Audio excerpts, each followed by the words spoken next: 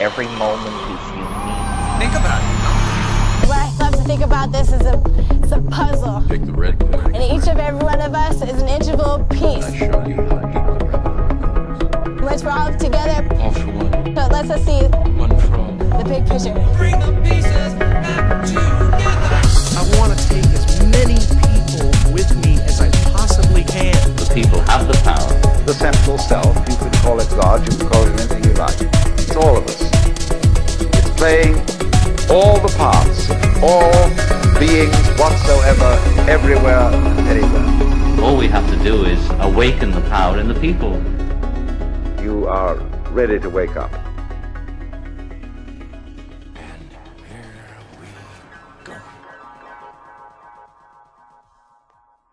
All right, podcast number 1. We in the house tonight. Friday the 13th, I got my cousin. What up? I got Goblin in this motherfucker. There's a goblin in the house. Yeah. All right, before we get this started right, let's do a cheers. Cheers, guys. First Cheers. podcast, Friday 13. I love y'all. Love you too, bruh. Do we have What a a phone time. ringing? That's a phone ringing. What the fuck? You better get that. That could be the police. It's Matthew. Oh, As he much should as be I would in like on to this. answer this. He's in Glenwood and far away, and Man. Well, we're going to get him on this motherfucker, too. Yeah, that's right. You heard me, Matt. We're bringing you in. am I answering the phone or not? Answer the phone. I guess I'm answering the phone. What kind of shit is this? Getting your phone call during. Oh, and you missed it? What the fuck? God damn it. Missed it by that much. All right. Let's start this off with, let's put you on the spot. Let's just say that. We'll say that right here, right now. All right. All right, I see this cat statue sitting in the middle of the table. I knew it. Oh, shit. So what's the story behind this one, cuz? All right. Well, so it happened the night that I lost my virginity. Oh. And so what happened was, well, you were there, but you weren't there. But you were there, you know. We were over there, you know, having fun, partying at the bar and everything, playing some beer pong, you know. It's a good night, going well. And we almost won this beer pong tournament, and didn't quite happen. So we're just trying to get some people, some chicks to play with us, you know. And I go and find this girl to come be my teammate. And we're just, you know, playing, talking, doing this thing. And I remember that I shot the ball, and it came back to my side, and I missed it. So she came around the table to come get it. And she's like, hand me the ball. And I was like, you got to kiss me first. I'm not going to lie, I was drunk, but I was a smooth-ass drunk right there. You're going to get more balls than this. You know, maybe I should have said that, but it didn't matter in the end, right? No. So, you know, she actually did, and I was, like, shocked as hell. I didn't think that was going to work because I was a drunk asshole. But, you know, it worked. And so I was like, all right, it's on. And so we stay out till bars close and everything, and, you know, we're gentlemen. We walk this lady home. And she had, to say she had an obsession with cats is an understatement. Crazy cat lady, we'll call this one. Yeah, she had 3 or 4 live cats and maybe 200 statue cats. I'm not even exaggerating. Oh, God, yes. So this whole night, the whole rest of this night, you know, we're trying to close the deal for me, you know, and she's being hesitant, all this and that. She's like, you're younger than me, and she was like 4 years older. Not even a big deal, you know, not even a big like deal. You know so much more life than I do. Exactly. And so finally, it's like 5 a.m, you know, it's Black Friday, you know, it's day after Thanksgiving. We both got other Thanksgivings to go to the next day. And it's 5 a.m, we're still up. And finally, she takes me upstairs, right? And, you know, start getting it on. And then all of a sudden, I hear her door close downstairs. And I was like, what the hell's DJ doing? You know, what is he doing? What is he doing down there? And so then, you know, keeps going. And I hear the door come back. And then we finish, go downstairs. We kind of get out of there, you know. And you and I are walking back, and all of a sudden you stop and like, hey, cousin, hold up.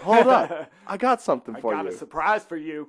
And we stop, and literally out of this bush in the between these two garages or whatever, he pulls this black cat statue out that he took from this chick's That's house. right. Hence we got this statue right here. It's a memento. Memento It's a for memento. the best first time ever. You're goddamn right God about that. damn, I'll cheers to that one. Yes. Yeah.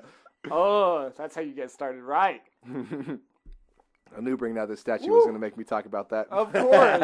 I was looking for it. Like, where is that bitch? I know it's over watching you while you sleep. God damn. Oh, God. That's a scary thought. Man, we have known each other a while now, haven't we, Oh, man? just a little bit, you Oh, know. Literally, shit. you've been there since day one. Since day one. one. You know, day 31 to me, but Yeah, semantics. Semantics. You Yes, know, it it's all happens. It semantics. happens. It's like how we were cousins, but technically we're not cousins anymore. We're cousins by association. By association. You know. We're still family, man. We've always Always. treated each other like family, and ever since kids, we've hung out with each other fucking 10, 15, 20 times a year. At least. At minimum. least. I've We're- probably seen you 10, 15, 20 times, and it's goddamn middle of April here, you know? For real, but man, we've been chilling so much lately. It's been great. I love it. Dude, that's what my life's about. Oh man, thank you for bringing me in. That requires another cheers right there. I'm just going to be doing this all night the it. drunker we get, you know? God, It's going just to be all wait, about the just wait. cheers. It's going to get crazy. You in there, you guys, you have no idea. No Ooh, It's going idea. to get crazy up in this motherfucker. You know how we do it. It's just a Friday night, Friday the 13th. Had great vibes all day. Nothing but good things have been going on, including this. Yeah, I got 2 free beers at the liquor store today and a free koozie. What? When does that happen That- except on Friday the 13th? Yes. Yes, they say it's bad vibes. Fuck you if you say it's bad vibes. No, this shit rocks. 13's lucky. It's because I got a brother named Jason, you know? Ah, He's that's not the Jason one. X, but, you know, close enough. He's Jason M. It's all right. Jason M. That's scarier. Which is funny because M is the 13th letter of the alphabet, so it's even my scarier. God. Speaking of which, oh my God, the time at the cabin. Oh, Now, Jason, which time you shout talking out about? to you. Oh, with Mr. Goblin right here. Oh. All right, so you want to walk us through what happened here? Oh my God. Oh, that night was so funny. What caused him to even want to do this? I can't remember the beginning to this. I just remember, so they had to hold hands for an X amount of time, right? It Yeah, I don't remember what. Well, I know we were was playing a- beer die.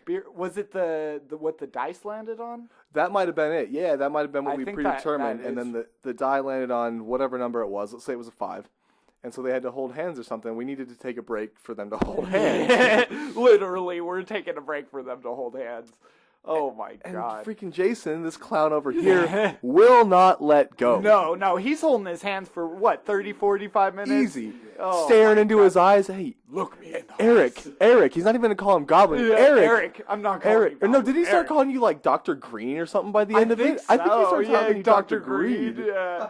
Oh And he's my just like, God. so tell me about Yes. yourself, you know? And yeah. So he didn't even remember that. He's all drunk over here. Oh, speaking of which, this fucking guy, we wake up the next morning, Goblin's passed out on the floor.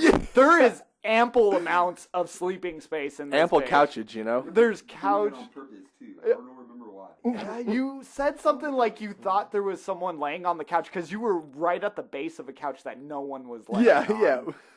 Like I walked upstairs and almost tripped over you because you were right there. And I didn't expect it. You're just like planking on the fucking right in front of the stairs. Like face down, ass up under a bunch of blankets, Oh you know? my God, it was so great. Man, cabin parties, man. We need to Oh, be doing that dude. again here soon. Those things get lit. Woo! My dad's got to go All make right. sure all the pipes are good and didn't freeze and bust over the winter. Oh But man, beyond I'm good that- at fixing pipes, that's for sure. you good at only- taking pipes too? Is that what I'm saying? No, I'm only good at filling them with green stuff. I was gonna say you good at hitting them. You good at hitting them. This is the other type of pipe, but fuck it. That's the shit I do like.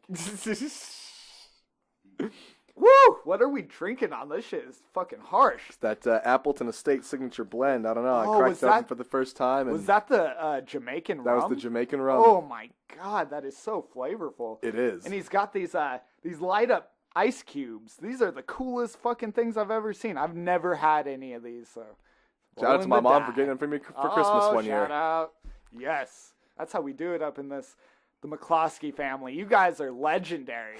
Legendary from fucking end of the state to end of the state, corner to corner, diagonal. Hypotenuse this bitch. That's right. Oh, They're man. the fucking box state champions. The box state. That's a good nickname. I think that I'm gonna. Well, if I was a petitioning kind of guy, which I'm not, but if I was, I would petition for that to be the official nickname of the state of Colorado. Because why the hell not? It should be. It's like the state nickname, the state bird. Who gives a shit? Nah. Lark bunting, is that a baseball term? You're right. That's what I thought, man. I was like, who's this Larkin? Why is he bunting? Was he trying to get a guy in from home? This is important information. That's what they call a suicide squeeze right there. Ooh. Suicide squeeze. That's that pussy you don't ever want to stick your dick in.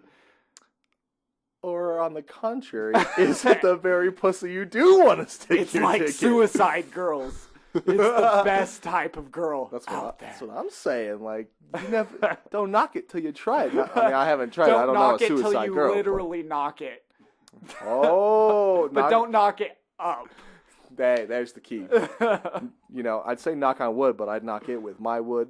You know. Yes. That's the shit I do like right there. You're goddamn right, oh, cousin. Fucking A. And we just getting started. Oh. You good listeners up in there, you had no idea what you were in for, did ya? Did you, bitch? Nope, you did you, bitch? Yeah, we're breaking the fourth wall. We're calling you out. Oh, God. Shout out to anyone who's made it this far and not been like, what the fuck are these clowns doing? Strap in. It's about to be a wild ride. It has already been a wild ride, but, you know. Man. That's what we do up in here.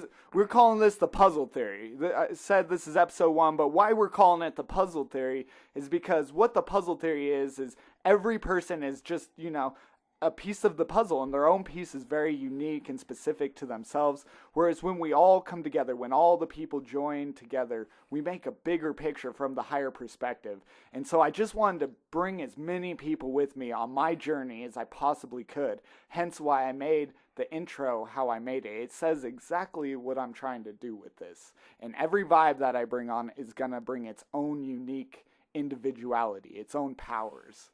And the powers that me and my cousin have, that's why we're doing this first, is because we've been around each other since day one. We got stories for days. We were talking about this earlier, and it's like, we could have a podcast going every day and still have shit to talk about because there's just stories for days. Never run out of topics. Never, man. Ever. And then Goblin's here too because that motherfucker's our beer bitch. Anytime you hear us shouting out to Goblin during this That's podcast, right. he's gonna go make a beer run for us. You're goddamn right he is. Lucky for him, he doesn't have to go out in this cold ice. You know, the wind's nice and cruel, bitch. Tonight, That's you know. my motherfucking dude right there. Boom, Goblin. Boom. Oh yeah, man. You're gonna listen to this and be like, He about to leave me hanging. I've been sitting here for about 15 seconds. You here. can't be doing that. Damn. Double tap. Double tap. Better be careful saying that in a room full of 3 dudes. Hey. Hey, if we double tap on the double stuff, I'm just saying it's my room, so I am not the one getting double stuff.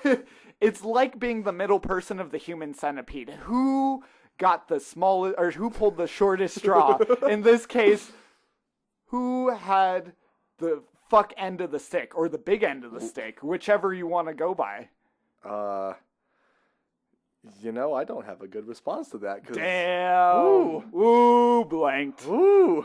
Oh, shit, dude. You bring out the human centipede up in here. I mean, that might be what we're doing after this podcast. Who knows? I might be drunk enough. So who's in the middle? Family by association is what it is, so it ain't incest, guys. Incest is best. Put your siblings to the test. Oh, hell no. Oh, we crazy motherfuckers. Holy no God. doubt. Yes, dude. All right, so childhood. Man, what's some of the funniest ones of our childhood? Where could we start? Oh, God damn, that's a question right there. You know, one of the funny things that I love to remember about childhood is, you know, I got 3 younger brothers, and you know, I got a baby sister. She's much younger. Wasn't really there. She wasn't born yet when we were childhood children. Not too much later. And so, you know, DJ and I over here love to terrorize my little brothers. Oh, God, yes, we fucking did. It's perfect because I've conditioned them so well that if I just even so much as kind of sharply turn in their direction, they flinch, expecting me to hit them or shit. something. It's great. It's great. Great. I have them trained like little bitches. You're goddamn right. Shout I out do. to the McCloskey brothers. Yeah. The little bitches. I love you guys. Oh, shit. Oh, Jason, Kyle, Nick, love the fuck out of you guys anyways. We're still gonna talk shit. Goddamn right. You know it. It's my duty as an older brother. As the oldest brother, it's my duty. If you're not beating up your brother, what good are you? I have no place in this world if it's not to, beat up on them.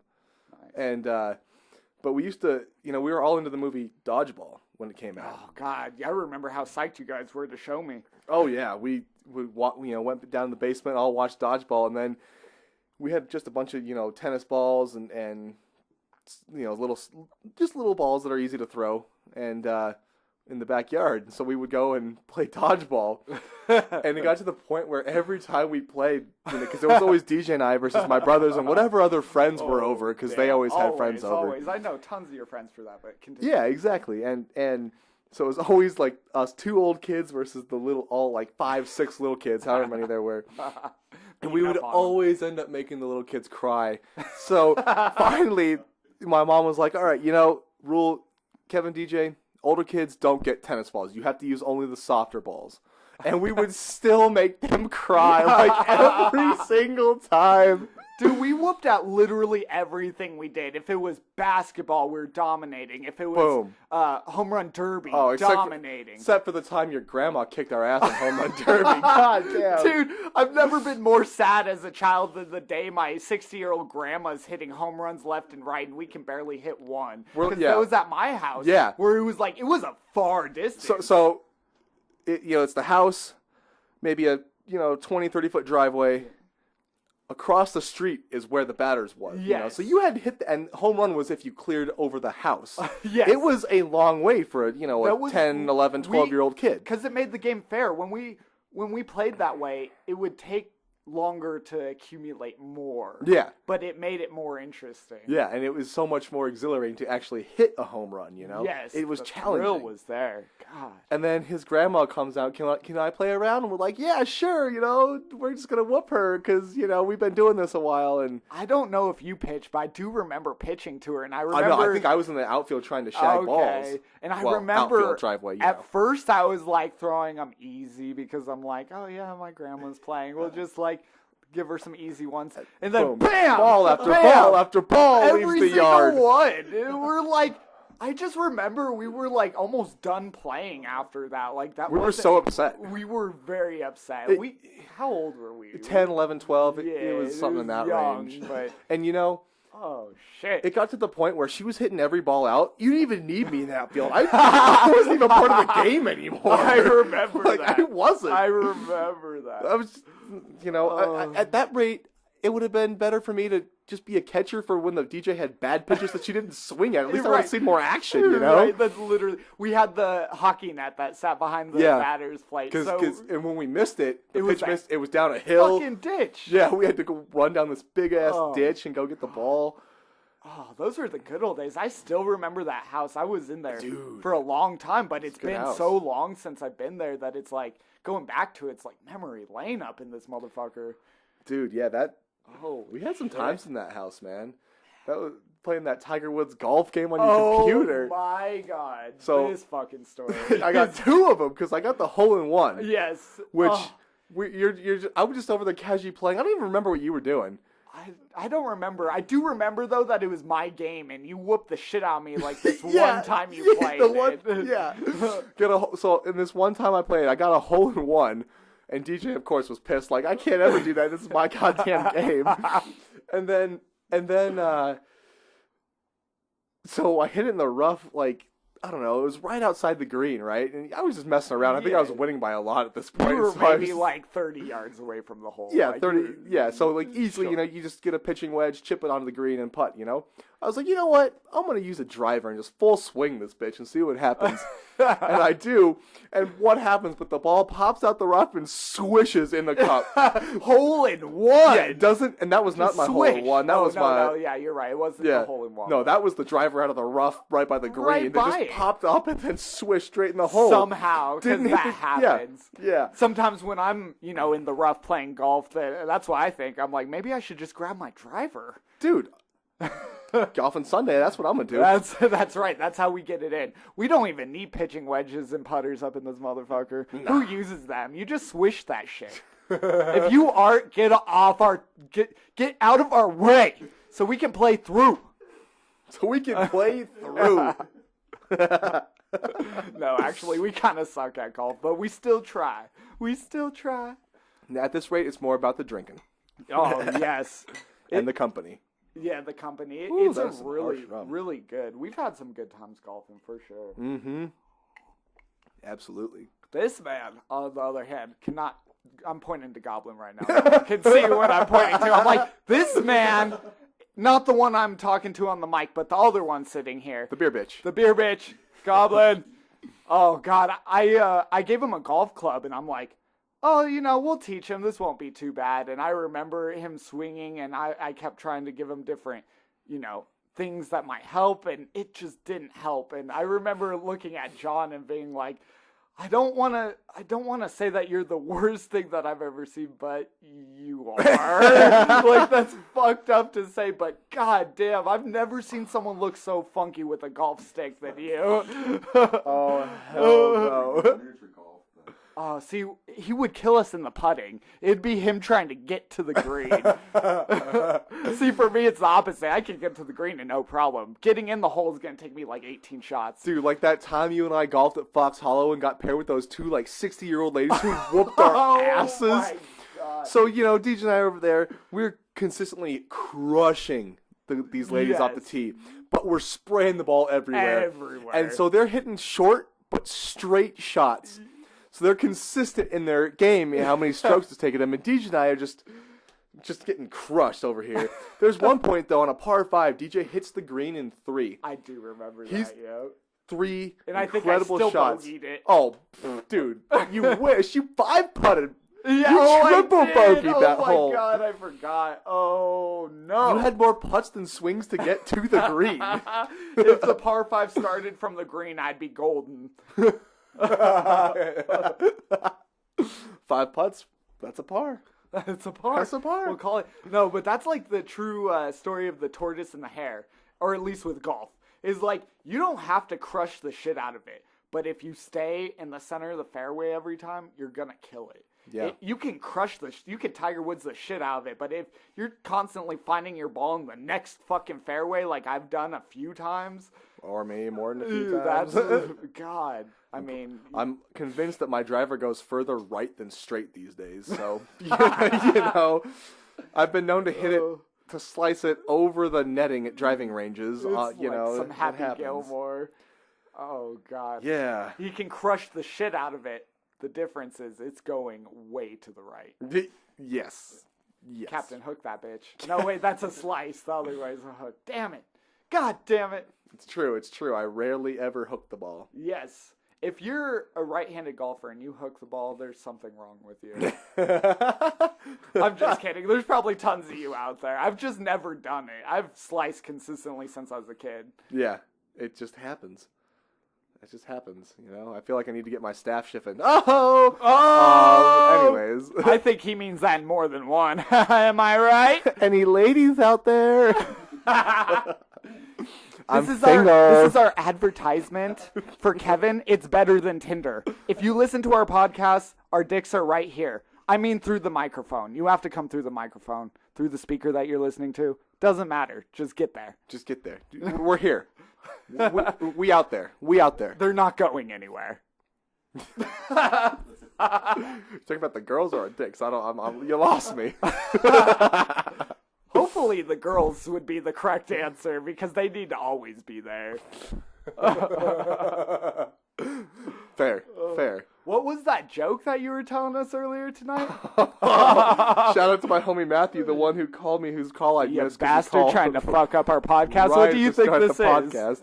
He texted me today and he goes, "What's the difference between a trapeze artist and a porn star?" I was like, "I have no idea." He goes, "A trapeze butchered that already. A trapeze artist has a cunning stunt, and a porn star has a stunning cunt."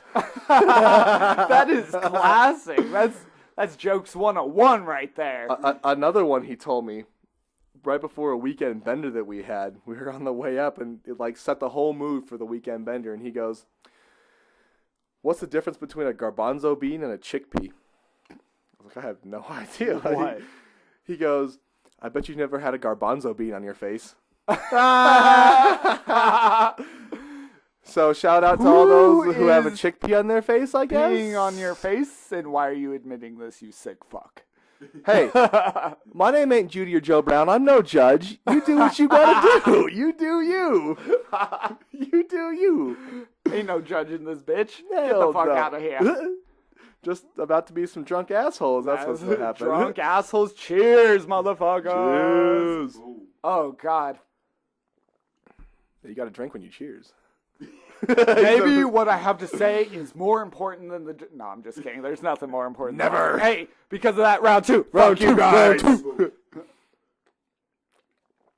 All right, so what had me pause middle drink is if my homeboys who make podcasts, if y'all listen to this, shout out to you motherfuckers, because you guys put me on some shit right there.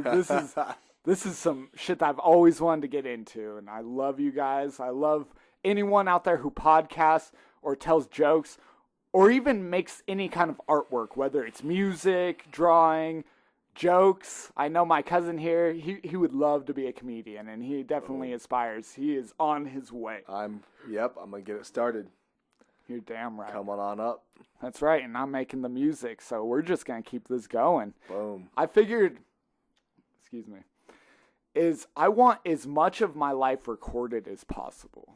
Just in every way, shape, or form, whether I'm writing poems or writing what I did throughout the day or writing music or making a podcast. It's just, what of your legacy or your life do you leave behind for others to experience as well, or for others to know you?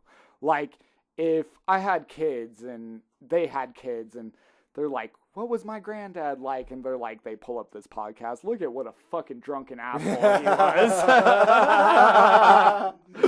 That's how it's gotta be. Yes. I wouldn't want it any other way for you, cuz. That's no right. other way. That's right. And that should be everyone out there, all you beautiful motherfuckers. So, I like to, to joke with my dad, half joke, I should say, that when he dies, I'm going to throw a kegger at his funeral. Because he's told me, he's like, I don't want people to be sad at my That's funeral. awesome. And so I looked at him, I was like, Dad, you can't spell funeral without fun. Hell no. We're going to call yours a funeral. Funeral. And it's going to be a rager. There's going to be live music, because that's one of his favorite things in the world is live music. Bruce, I'm playing at your funeral. It's done. Boom.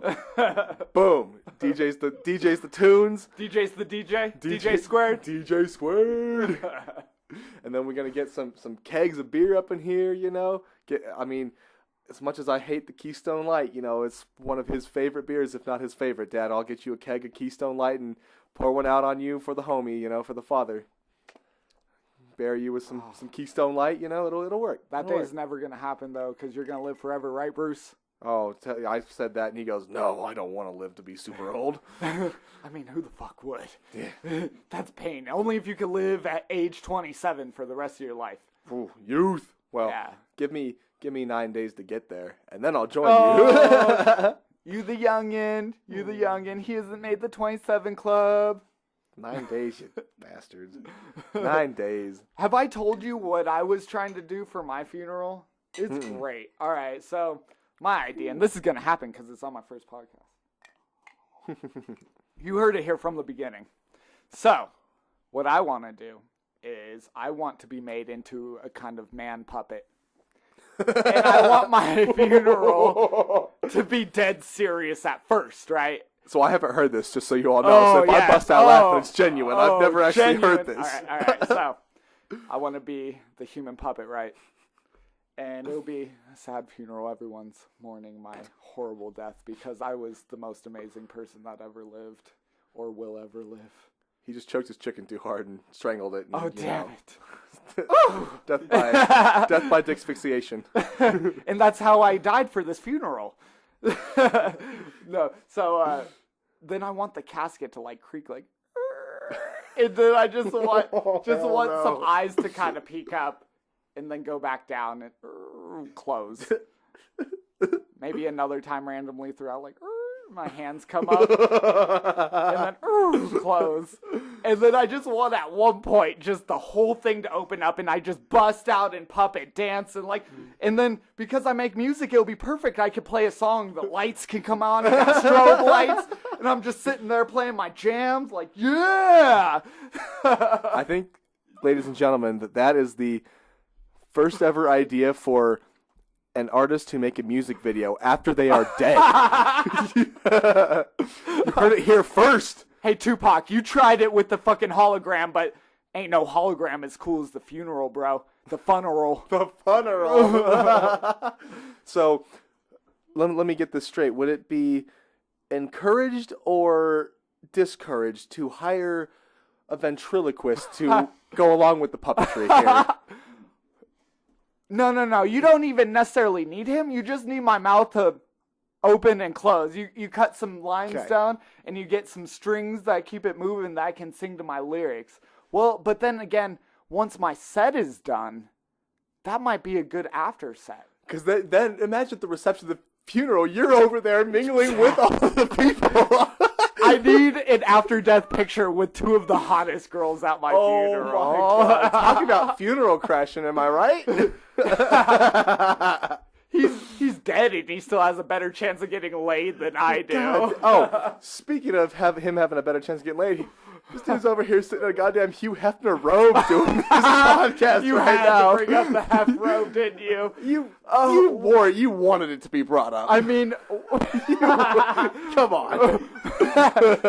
Okay, Captain Obvious. Since I already knew you were going to bring this up, and I obviously wanted to talk about it. You're going to look back in the video. It took this bitch 38 minutes and 25 seconds to bring this goddamn robe up. God damn it. I thought that was the first thing. Come on, Kevin. God. Next time. I always wear my Hugh Hefner robe. In fact, I wish I could have been Hugh Hefner's protege. If I got his mansion. Who doesn't wish that, though? God. But my dream is real enough to be in robes on me. What? What? All right. So I wear this Hugh Hefner robe everywhere I go. When I'm at the house, I have my Gone From House shit, and when I'm at the house, I ain't dressing for fucking no one. I don't care if you're fucking Rosario Dawson. I don't care if you're the hottest chick that's ever walked the face of the planet. I'm going to be wearing sweats, slippers, and my Donald Duck tee with my Hugh Hefner robe, bitch. Notice how there was nothing from the waist, leg area there. No, it was a shirt and some robes and no, you don't need any of that. And, just a shirt. Just a shirt. In fact, if you're rocking the robe without pants, why bother with the shirt? That's you kept. I thought you were just gonna stop at the robe and slippers. Maybe I should just get this shirt tattooed on me so I could just wear it all the time. That would be a very interesting tattoo. I'm not saying I wouldn't like it. I think it'd be great. Shit. It would be. It's Donald Duck's face blown up for those of you because you can't see it. God damn it! We'll bring you visuals one day. One day he'll put a picture of it up in the slideshow. Slideshow. Fixed. Problem solved. Yeah. Boom. Bringing up a topic, I want to be tattooed so much where I could walk around without a shirt and look almost like I'm wearing a shirt. I think it's a MGK song where he says something like that. Yeah. What song? Street Dreams or something like that. And he's like I don't need a fucking shirt. Actually, I forgot those lyrics. That's bad. God damn it. I need another drink. Sip to that. Sip to that. Oh, yeah. Damn, it's like this rum never goes anywhere. Ooh, why is the rum always gone for me? You guys have rum, and the rum is fucking gone. Because it is a vile drink, and I don't remember the rest of Keira Knightley's line. But, it's all right. I mean, anything that comes out of her mouth is like, oh, I'm Or so is it anything high. that comes into her mouth? Ha ha ho. Ooh. Now we brought up a subject that I want to talk more about. Coming into Keira Knightley's mouth? Maybe we shouldn't. I might get a nice hard on for that. Thank God we got a table and can't see that. Oh, no. This ain't no basketball here. Come on. Come on. Basketball. Oh, God. Fucking South Park, man. One day they're going to be listening to our podcast and be like, oh, we should put those fuckers on our show. Goddamn right. Shout out to Trey Parker and Matt Stone. Yes, Trey Parker, Matt Stone. You guys are great. Colorado born and bred. That's right. Anything Colorado is our team. My team, my team. My team. I've always been about whatever's local. Yep. Anything from sports teams. If anyone asks a sports team, it's, Broncos, Rockies, Nuggets, Avalanche. Boom. Rapids, all Mammoth. Always. Always. And it doesn't matter even if I don't watch the sport very much. Yeah, you always rooting for them. Yes. Even Always. if I never followed the sport to know the other teams of any sort, if I know that my team in my city's doing good, I rep. Dude, you remember the Colorado Crush? Oh, Arena Colorado football? Crush. Arena football? Dude, John one time... John Elway, John right? Elway Yeah. owned it. He owned it. That's right. And one time we went to a game. It was, my mom and my brothers and I. And, we were all kids and everything. Had our Nuggets jerseys on because it was played at Pepsi Center, where the Nuggets play. So we had our Nuggets jerseys on. And we leave. And who do we walk by but Chris Birdman Anderson? Birdman! And the Birdman sees us all wearing Nuggets jerseys and signs them for us right then and there. What a gangster. Did you keep that jersey? I don't know. I don't think it's in my closet here. It might still be at my parents' house. That's a beautiful one. It is. That kind of reminded me of another story, the Vinny Castilla. Vinny, dude, cousin, you should tell that. All right, You all gotta right. tell that story. So, what was it? It was a line, or was it a foul ball or a line drive? No. The Vinny But story. he caught it, but it was outside of the foul zone, right? No, I don't. He didn't catch it? No, Or it was he before just- the game. Or it was like in between innings. Yeah, It was in warm-ups. between. Oh, okay, I thought maybe he got the third out somehow. No, he didn't. No, You're no, right. it was he between just had innings. the ball of the game ball. Yeah, it was like between innings. They were doing the warm up, That's Yeah. right. Okay. and he warm-up. he Yep, fielded. yep. The first baseman tosses the infielders the ball, and then they toss it back That's to the first right, baseman. yes. He tossed it to Vinny, and Vinny fields it. Throws it to Helton remember because it was this. Todd Helton at first base back in the day. Yes, Todd Helton. God, we remember all this. Dude, good times. But then you can continue the story because I kind of stole your Oh, thunder there. yeah, no, I kind of forgot. See, I thought maybe he had gotten the last out, and that's why he threw it to us, but I forgot. You're Vinny right. didn't throw us the ball. Vinny did. That's who we got the ball from. What? Was Vinny.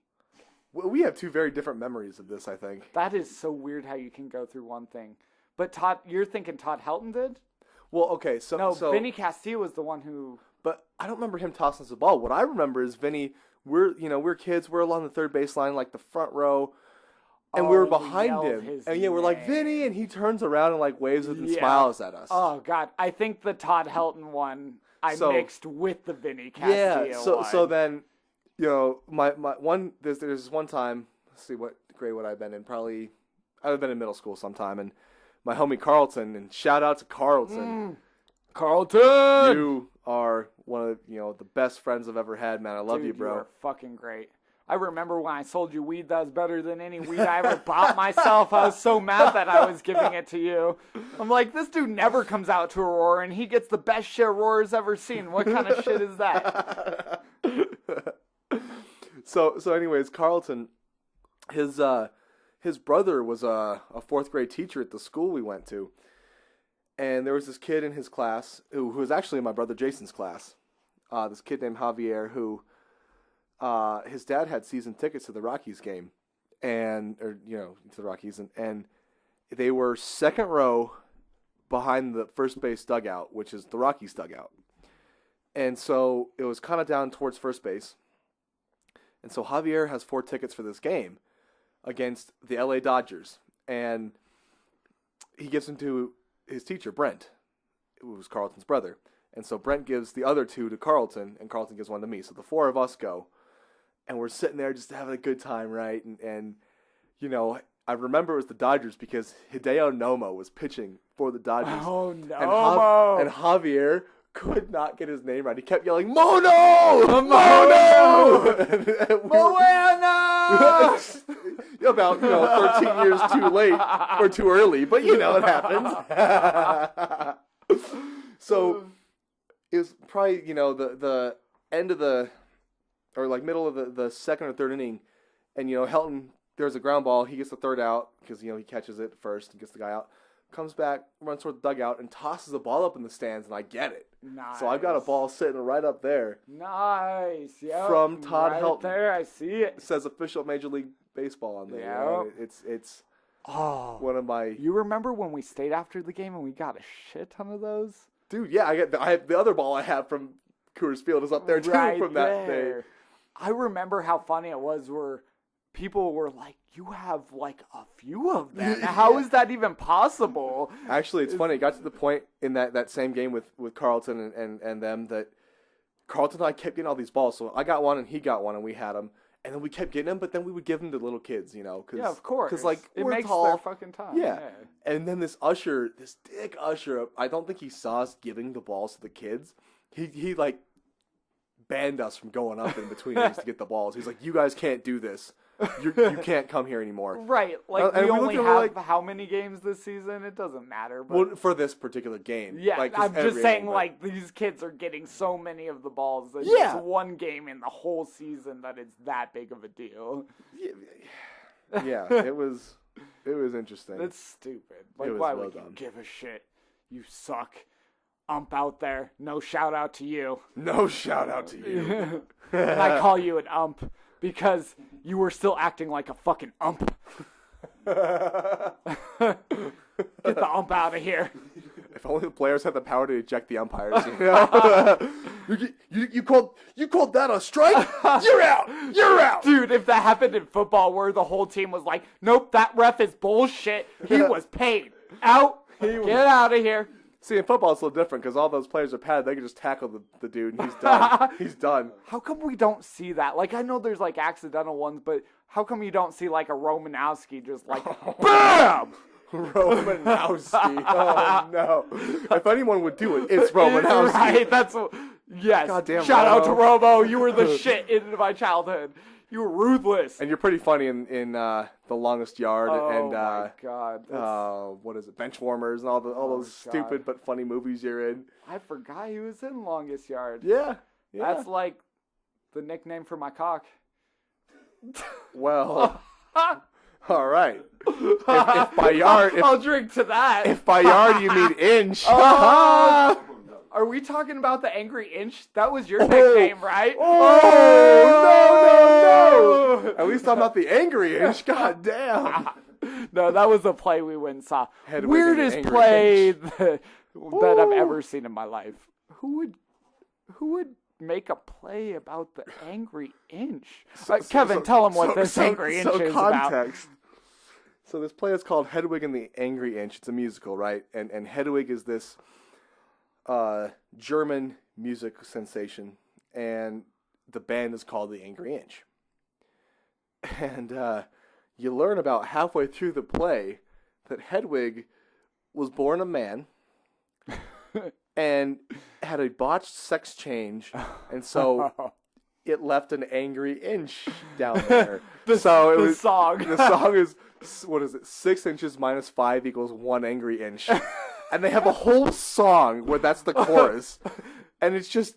play, that's the theme of the play. But that was, that wasn't even the weirdest thing that happened to us that night. No, oddly enough, that whole night was an Angry Inch. Yeah, we're on East Colfax, because it's the Aurora Fox Theater. So we go into this Mexican restaurant for another beer afterwards, and we walk in, and it's like those scenes in the movies where the people who don't fit in walk in, and the whole place goes quiet, and everybody turns and looks. And that literally happened. I remember the first thought that went through my head is, this isn't where I parked my car. Exactly. And you could tell the waitress comes up and was like, well, what can I get you guys? And we were like, beers. And so as the night went on, so Spanish karaoke was. Oh, they kept God. playing Spanish karaoke. I felt like they kept turning it up They all did. night And- because yeah. they're like, let's get these white fucks the Yeah. hell out of here. Yeah, and so finally we were just like, well, I mean, it was also a weeknight, so I had to go to work. Couldn't stay out too late, but you know, it was like, all right, let's get out of here. We can't even hear each other talk anymore. You know, they definitely like drove us out. It was interesting. It was a weird experience. That was great. That whole night was. It was. I mean, I wouldn't trade it for the world, man. Heading No. to the Anger Range and then getting like ran out of a bar based on exceedingly louder and louder Spanish karaoke. Oh, God. That doesn't happen, Dude, and those, when we walked in, those were some angry looking, like, fucking macho Hispanic dudes. It's true. It legitly. I mean, I'm sure they were good people. Yeah, like, no, fair. But, I mean, look at us. I mean, we're like the palest people in Colorado. Damn near. Hey, I've got some Italian blood in me, you son of a bitch. Don't you say that to me. I can tan. Hey, I'm a quarter Mexican and I still can't tan. That's a problem. That sounds like a personal problem, if I ever heard one. Oh, shit. God damn. God, that was a good night. It was. God, that was a weird music. It was preceded by the restaurant. Where, yeah, we said this restaurant had 3 different servers come up and nobody takes our order. Nope. It took us like a half hour to get drinks. Yeah. Yeah, so DJ asked the girl, what do you have on draft? Do you have this on Oh, draft? yeah. And she's like, yeah, and comes back, and then she never comes back, and the other guy, or another lady comes up, Yeah. and DJ's like, so you have this on draft? She goes, no, we don't. What did I ask? Stella? Not Stella. I do ask for a Stella a lot, but it was, I remember it was Coors or something like that. No, I'm thinking of the Mexican bar where she was like, Coors? Oh, yeah, you're like, Coors Banquet. And she's like, yeah. Yeah, I got Coors Banquet. I'm like, draft, right? Yeah, And yeah. then she brings us bottles of Coors Light. Yeah, we're like, draft Coors Banquet. And she goes, yes, I got those. And then walks away and brings us bottles of Coors Light. That's what I was thinking of the other place. But the other place was just, we were there to get dinner before the show, and we fucking got no dinner because... I ended up ordering a quesadilla appetizer because it would come out... And yeah, barely having I had to like scarf it in about 5 minutes because they said 7:30 sharp. They lock the doors and don't let people We in. were at the restaurant like 40 minutes early, too. Yeah. Oh, we were there 45, like an hour early. yeah, an hour. And Legit. we were just like, hey, let's go have a beer or two before, you know? And then it just... Now, side note, you remember the pretty girl who was serving drinks at the theater? Oh, God. And we like, both had the same yeah, pickup line. and you freaking swooped in right as I was about to say it. Oh, God. That's funny. That's how alike we are. Yeah. We're already finishing each other's dinners. Oh, I was going to say beers, but that's a travesty, so that you're Hey, better. hey, beer bitch.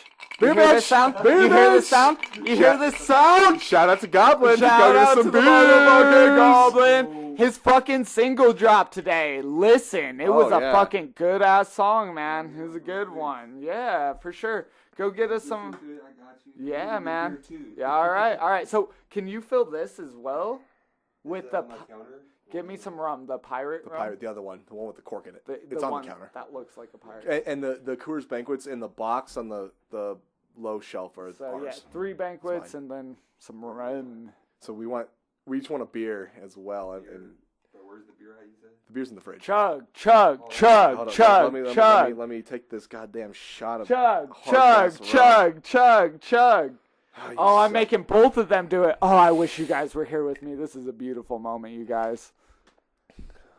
Oh, beautiful moment with beautiful You know, people. It's not bad if you do it in large volumes, apparently. Except it gave That's me what I heartburn. feel about cocaine. Actually, not really. I don't do that shit. Unless it is off some titties or an ass. Or if it's off my cock and they're doing it. So, That's the only way. Can you get me in my cabinet? I got a tall bottle that's clear of Subliminal gin. message It's the to only bottle anyone of gin in listening. there, I think. Oh, God, I love you people. You said the top shelf? I would No, do it's a anything tall for you bottle, so you know my motherfuckers. liquor All cabinet. my puzzle It's the bottom pieces. shelf of the Are you liquor gonna show me what your individual clear, puzzle piece tall is bottle. about? Come on this fucking podcast with us. cabinet. No, his I want to know your opinion about this. I want to know just the your one that's vibe. gin. The I one want you to that's gin. vibe with me, and I want to record it, and I want to know exactly what's going on with you right here, right now. Right here, right now. Oh, subliminal message time. Oh, since they were discussing some shit, I was getting down with my peeps. Yeah, we were discussing the drinks, you know, gotta if get it's it gonna be a drunk fucking podcast, right. we gotta keep going. You're goddamn right we do. And the best part is we ain't even gotta stop. Why? Can't stop, won't stop. Who stops? Well, She You know. does when I've had enough of her. Jesus. Shout That, out to all my hoes out there. Woo! 3 of them, Santa Claus. oh, wait, hold on. Quiet. You hear that? Yeah, nothing. That's all my hoes out there. I ain't got none of them. Cobwebs. Oh, dude.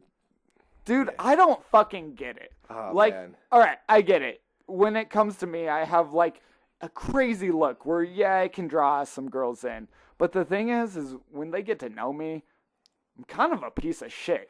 And I'm very honest about that. That's why I've given you my all on this podcast. But this man sitting across from me right now is the number one catch a girl could get. And the worst problem she ever does is she friend zones the good guy. She's like, oh, I just want to be friends. But it's like, you don't understand. That's what it takes to be a fucking husband. That's what it takes to have a life with someone. I've experienced it. I've been with someone 8.5 years. You have to be friends more than you have to be lovers. Even if I'm a sexy beast, and I know I am, girls want to fuck me. But guess what? I'm a piece of shit and I'm going to kick you out the bed the next day because fuck you. But this guy right here across from me, I'm going to get up and make you breakfast. that's right. And people don't understand how beautiful that is. You girls out there are missing out. I said that about my homie Goblin, beer bitch, getting us beer. Yes. That guy, same thing. He would listen to you talk for hours. He knows how to understand where you're coming from. Hence why he's always been one of my good buddies, is he has the best open ear. A lot of guys don't have open ears. And I try to as best as I do, even though I talk a lot and stuff. But the people I keep close around me, my cousin, Goblin, we're all very good listeners. It's true. We Absolutely. love to know what makes up you. That's why we do this podcast. It's like, yeah, we're talking about ourselves, but it's for you because maybe you're at work.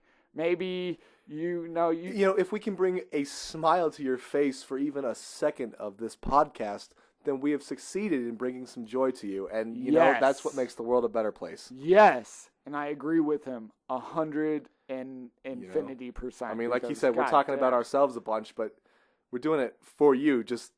And you know, you don't even have to laugh with us. You can laugh at us. I don't even care. Please do. So you know, he mentioned comedy earlier and how I'm an aspiring stand-up comedian. You know, I'm about to get started in that endeavor, and I'm gonna go to an open mic night. Thank you, bro. Thanks, Goblin. Bro, what did you say again? The gin. The gin? Yeah, I have got one bottle of gin in there.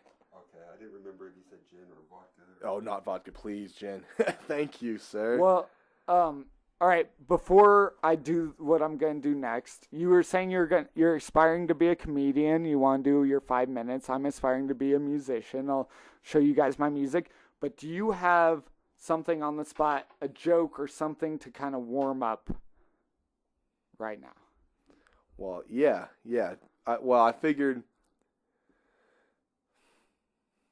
Okay, let me start it with the way I'm gonna walk on stage, and the first thing that I'm gonna say when I get up there on stage for the first time to be a stand-up comedian. I'm gonna walk up there, and I'm gonna say, you know, hey everybody, thank you for coming out here tonight. I want you all to know this is my first time doing stand-up comedy, so please be brutal. Yeah. Boo me, heckle me. I hope you brought your produce. You know, I throw some tomatoes, bitch. I almost got a permit to set up a produce cart outside the theater, so at least I can make some money off my awning. You totally should. You can make money off buying fruit to throw at you. That's genius, right? And so then, hopefully, you get some laughs. But you know, after that, I'm gonna be like, all right, let's get on to the real jokes. The first real joke of the night.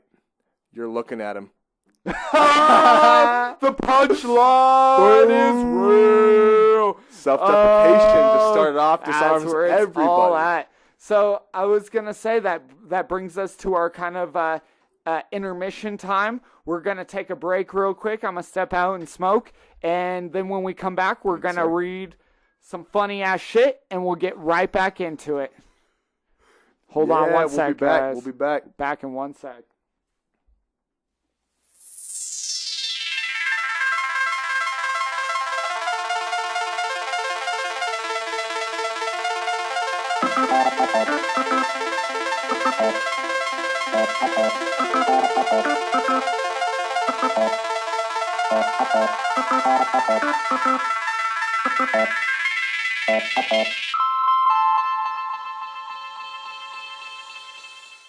Alright, motherfuckers, we back. Are you ready for it? I don't know if you're ready for it.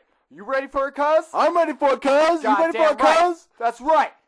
Alright, well, we got a nice topic to read about from George Carlin, his book, An Orgy of George, which I'm pretty sure is part of the book Napalm and Silly Putty. Yup. And the funny thing we have to read for you is... Alright. Once a year, they should have no hairpiece day, so everyone could see what all these baldy-headed, fake-hair jerk-offs really look like. We calling you out, President Trump. Oh, Trump, this is directly towards you, bitch. This is our Trump card, you son of a bitch. What a weird moment. Holy shit. What really just happened? Did we have an earthquake in here? I don't know. I mean, my fat ass just sat down, you know, that's what it was. Woo! Oh, whatever. Talking about fat ass. This guy is not fat. Alright, formerly fat ass, if you must know. Formerly. Alright, back to our comment about no hairpiece day. Have you seen the picture of Trump without his hair or tan? No, I don't think I have. Oh, God. If I could find it for the slideshow of this, that'd be great. But I have it in my phone. I'll show you later. But legitly looks like the grumpy neighbor next door. Oh! Okay, no, I know the one you're talking about. Okay, The yeah. one who's like, you know, look like he'd be sitting on his porch with a shotgun. Yes. Get off my lawn, you Legit. rotten kids! And it's his same face, same everything, minus the hair, minus the spray tan. And that's all that Trump is a grumpy old fucking man on his porch with a shotgun, with a hairpiece and a spray tan and way too much goddamn money. Way too goddamn much money. Yes. You know, Fucking you know a funny meme I saw about Trump recently is it was Trump and Kim Jong-un, but it was their hair pieces traded, you know? It's like the face swap, but it's the hair piece It's the hair swap, you know? Hair It's, swap. Looks so weird. but it kind of worked, which was the weird thing. Like, maybe these people are the same people and they're just playing different people on the TV for you. ooh, Oh, that's a thought. Oh, man. God. I mean, it pretty much is. One thing I've thought about, I don't know how many of you people agree with me, but America is number one in a lot of things.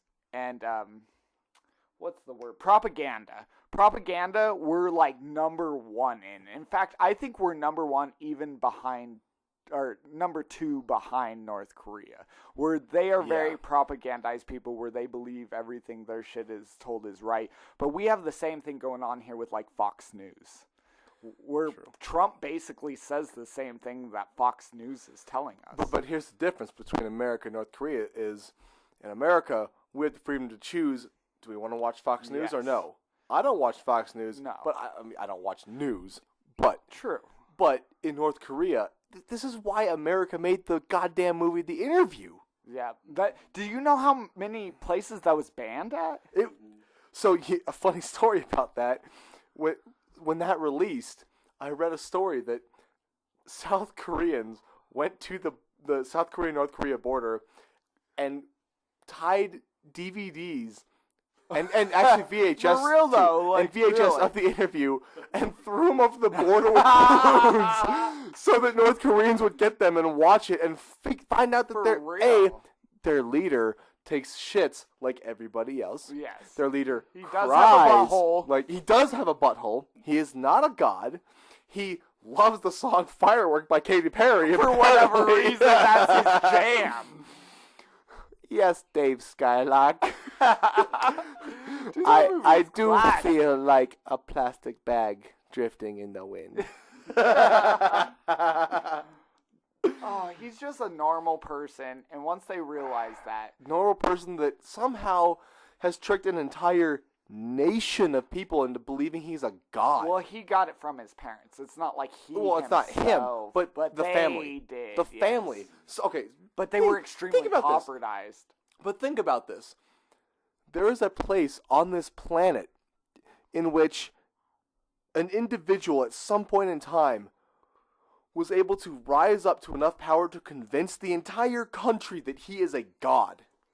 And people believed it. It's bullshit, and how does that happen? But then you look back through history, and people have done that throughout the time.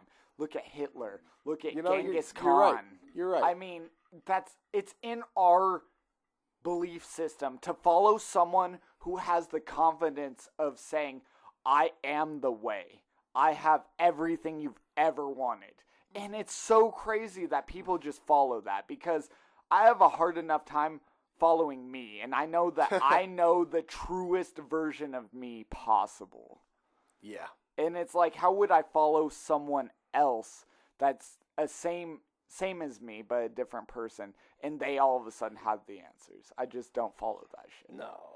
So to me, the reason that, religion and all this stuff is called beliefs is because nobody knows for sure. It's not a fact. It's a belief, Exactly. We choose to believe it's true or not, but they're all called beliefs. Every religion is a belief. It's not a fact. Yes, exactly. I'm not saying that I believe God is real. I'm not saying I don't believe God is real. Yes.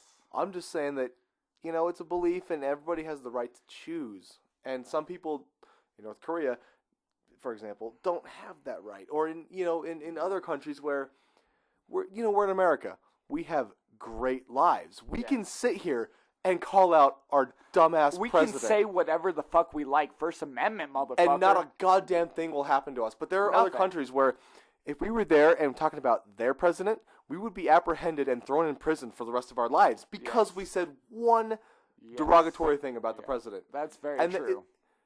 It just baffles my mind how we're all on the same planet together, and you go 1,000 miles away and things are so vastly different.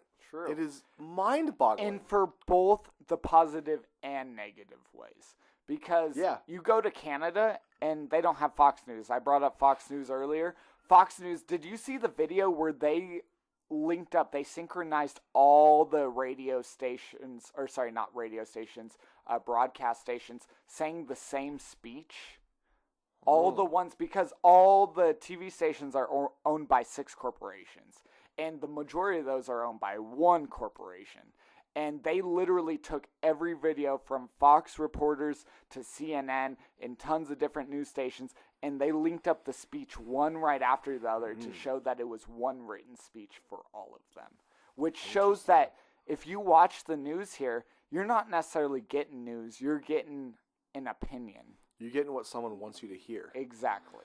You know what I find interesting is, I don't know if you heard about this, but recently, I don't know if it's official yet, but I know Disney purchased Fox.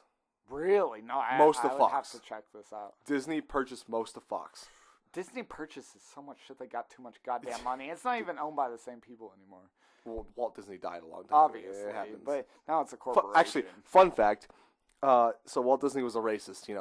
We all know this.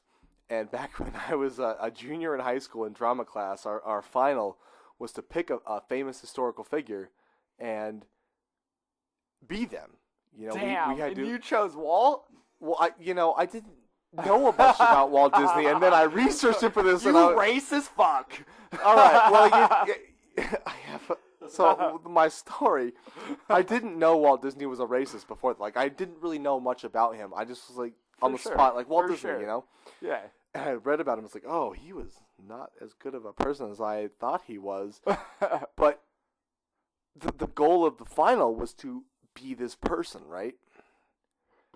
And I went to East High School. It's a very racially diverse school, but in this particular class, there were only a handful of black kids. And I remember I was sitting up there, so it was interesting because my dad had just had a heart attack because he rode his bicycle and a driver opened their car door who had parked, and he slammed into it and tore a heart valve. So he like literally died and gotten shocked back to life. That, yes. He's still alive, which is great. Yes. But he had died and got shocked to life in the hospital and in the helicopter on the fight for life. And this had happened maybe 3-4 days before this final. And so I was in an interesting state of mind. But I knew, I like to act, and I want to, with my stand-up comedy, the other aspiration is to be an actor. Whether Of course. it's, stage acting, film acting, I don't care. Those kind of go hand in hand. That's what I'm saying. Same with music. Why do you think so many musicians Exactly. go into acting? And it's wrestling. Kind of this, WWE. When you portray a character and you put yourself into a fake character. It's all acting. Yes. Look at ICP, right? Insane Clown Posse. The difference with music as opposed to movies is when you make a movie, you're a different actor every time. Yeah. When you make music, now you have made the character made your that persona. you're going to be the Yeah. rest of your life. Exactly. And that's why I love acting, because I can be the hero, which, like, me as a person, I align with the hero. I would love to be the hero. I would, I've never had Kevin, a girl. you're my hero. Dude, that is all I ever want a girl to say to me, because I've never had a girl. What, am I not like good looking me enough? Well, you have a penis and you're my cousin. I mean, it's two things that We can look past that. you can look past that. This is why he's sleeping on the couch downstairs tonight.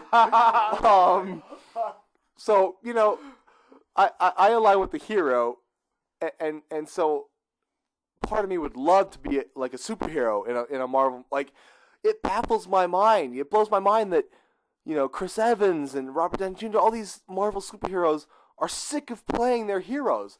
Me personally, I would never get sick of that. Yes. I would never get sick of being the one that Yes. everyone looks up to, the one that goes and visits the sick kids in the hospitals, and just that people look up to. That is who I am, and I That is want true. that. There's good aspects and bad aspects. It's true. Of course. Look at Heath Ledger. His being so in debt to his character actually killed him. And that's the other thing I was going to say. The flip side is I also really want to play the villain, because I would be a great villain. You could be like Dr. Jekyll and Mr. Hyde, where you're both. Yeah. Why do you think the drama mask, one face is smiling and the other is like frowning and Why do you think I have a tattoo of yin and yang? it's all 6s and 7s. All 6s and 7s. You know it. Funny you interlude. can't get real one quick. without the other. Funny interlude. I saw this meme today, and it was an Instagram post, and it was like, the user was it was something demon, and it goes, so just a throwback to when my mom freaked out and will never let me forget that this was the score that I got on my Bible study exam, and it was 666, which that was hilarious. Oh my god! But I would love to play the villain, because and the one that comes to mind obviously is the Joker, because Heath Ledger. Yes. His Joker is incredible. Me personally, I was also a fan of Jared Leto's Joker, because for the mere fact needed that more of him, but I agree. We need more Jared Leto Joker in the future, and I hope it happens. But the way Leto played it was, he was so, you could tell he was just unhinged, insane. yeah, And there's a part of me, I'm stable. You can say I'm stable in every sense of the word. Physically. There's a Mr. Hyde, or I mean a Well- doctor. No, Mr. Hyde. There's a Mr. Hyde waiting in you, wanting to come out. So I'm stable physically, financially, emotionally, physically. I'm stable. I'm not a home for horses, but I'm stable. Yes. But part of me, a small part, would relish in that role of being unhinged, Yes. of just letting loose. But the thing is, I can always come back. I know that it's a character, but I would also lose my. It's hard to explain. Like, yeah, no, I get that fully. and I just want to do that so badly. Of course. And You know, Everyone it's going to needs happen. that. You can't have have one without the other. Bringing us back to Yes. the Joker. So Heath Ledger, did you know that before playing the Joker that he locked himself inside of a hotel room?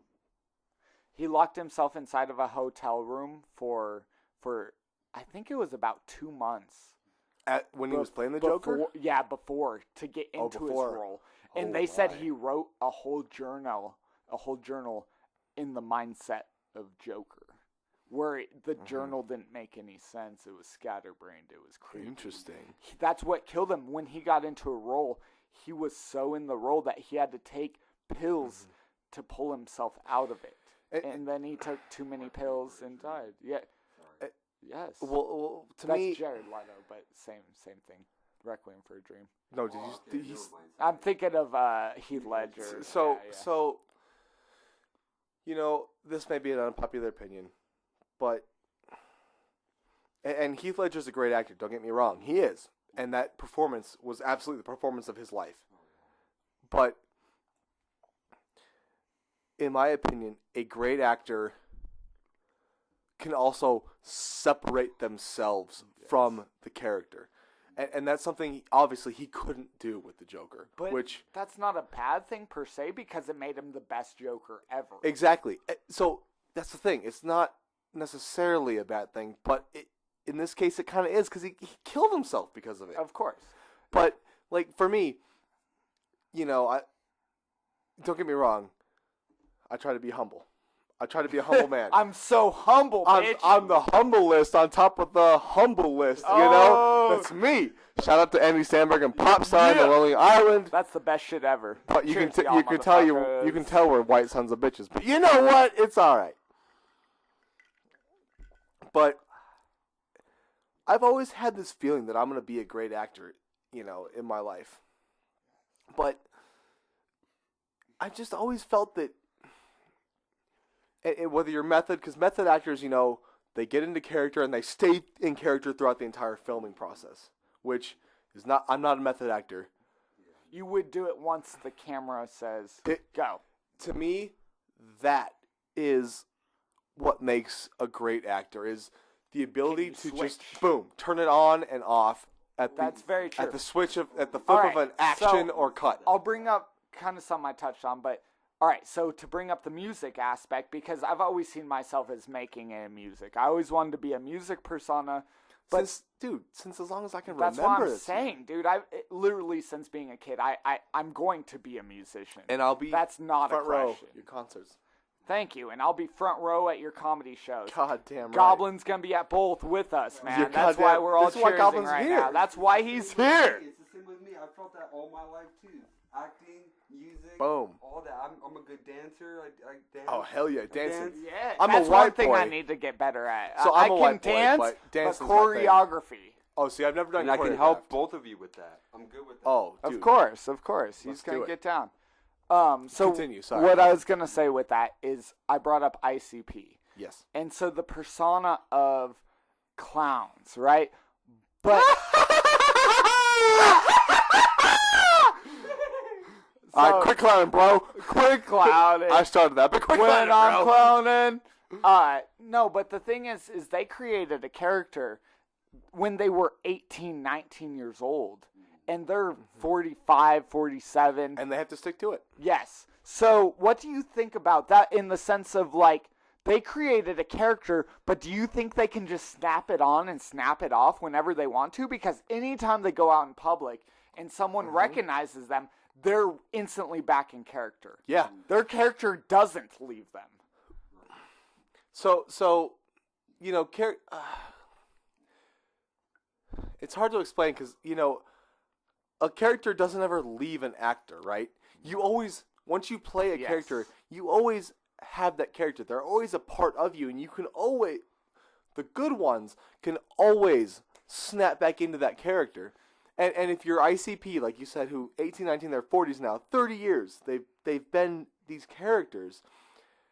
At this point, it's second nature. Yeah, of You course. know, Now it's easy. But let me ask you this, because, you know, me, I'm not, I'm not super into ICP. I'm Of not course. super Yeah, familiar no, with them, no, it's- and you are. Of course. So let me ask you this: as a fan of ICP, who's been a fan for a long time and a follower, Yes. do you believe that they are always the personas they put on as ICP, or do you think that it's literally they have separate lives out of the public? I think it probably started as separate. I think that as the years went on, they couldn't, because what happens when you see a juggalo outside and that person comes up to you and they're like, whoop, whoop, I know everything you do. I know all this shit about you. You're instantly that character. Now they're hanging around their homies who are all part of their same clique. But the thing is, the homies. But their homies are on their record. What I'm saying, their homies became their musician buddies who also gained personas. But what if the what if outside of the stage, outside the public eye, they're all themselves different people, True, like true. themselves. I in don't quotes, think that's not. I definitely think that is true. Yes. but it's become so much a part of them that It's true. they're more ICP than they are not ICP. Now, that's fair. by now, I'm By not now, saying yes. that when they begin, but you were also saying that every actor can kind of pull up a role. What if it was a little role? What if Brad Pitt had acted in a Shakespeare play? Do you think he could just pull up that role considering who he is?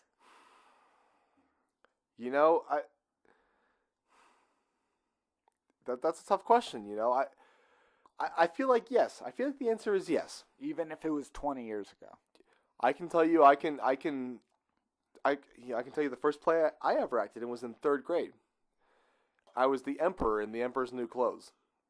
I thought you were going to say the Emperor's New Groove. Sorry. I was Cusco. Pull the lever! Wrong lever, crunk!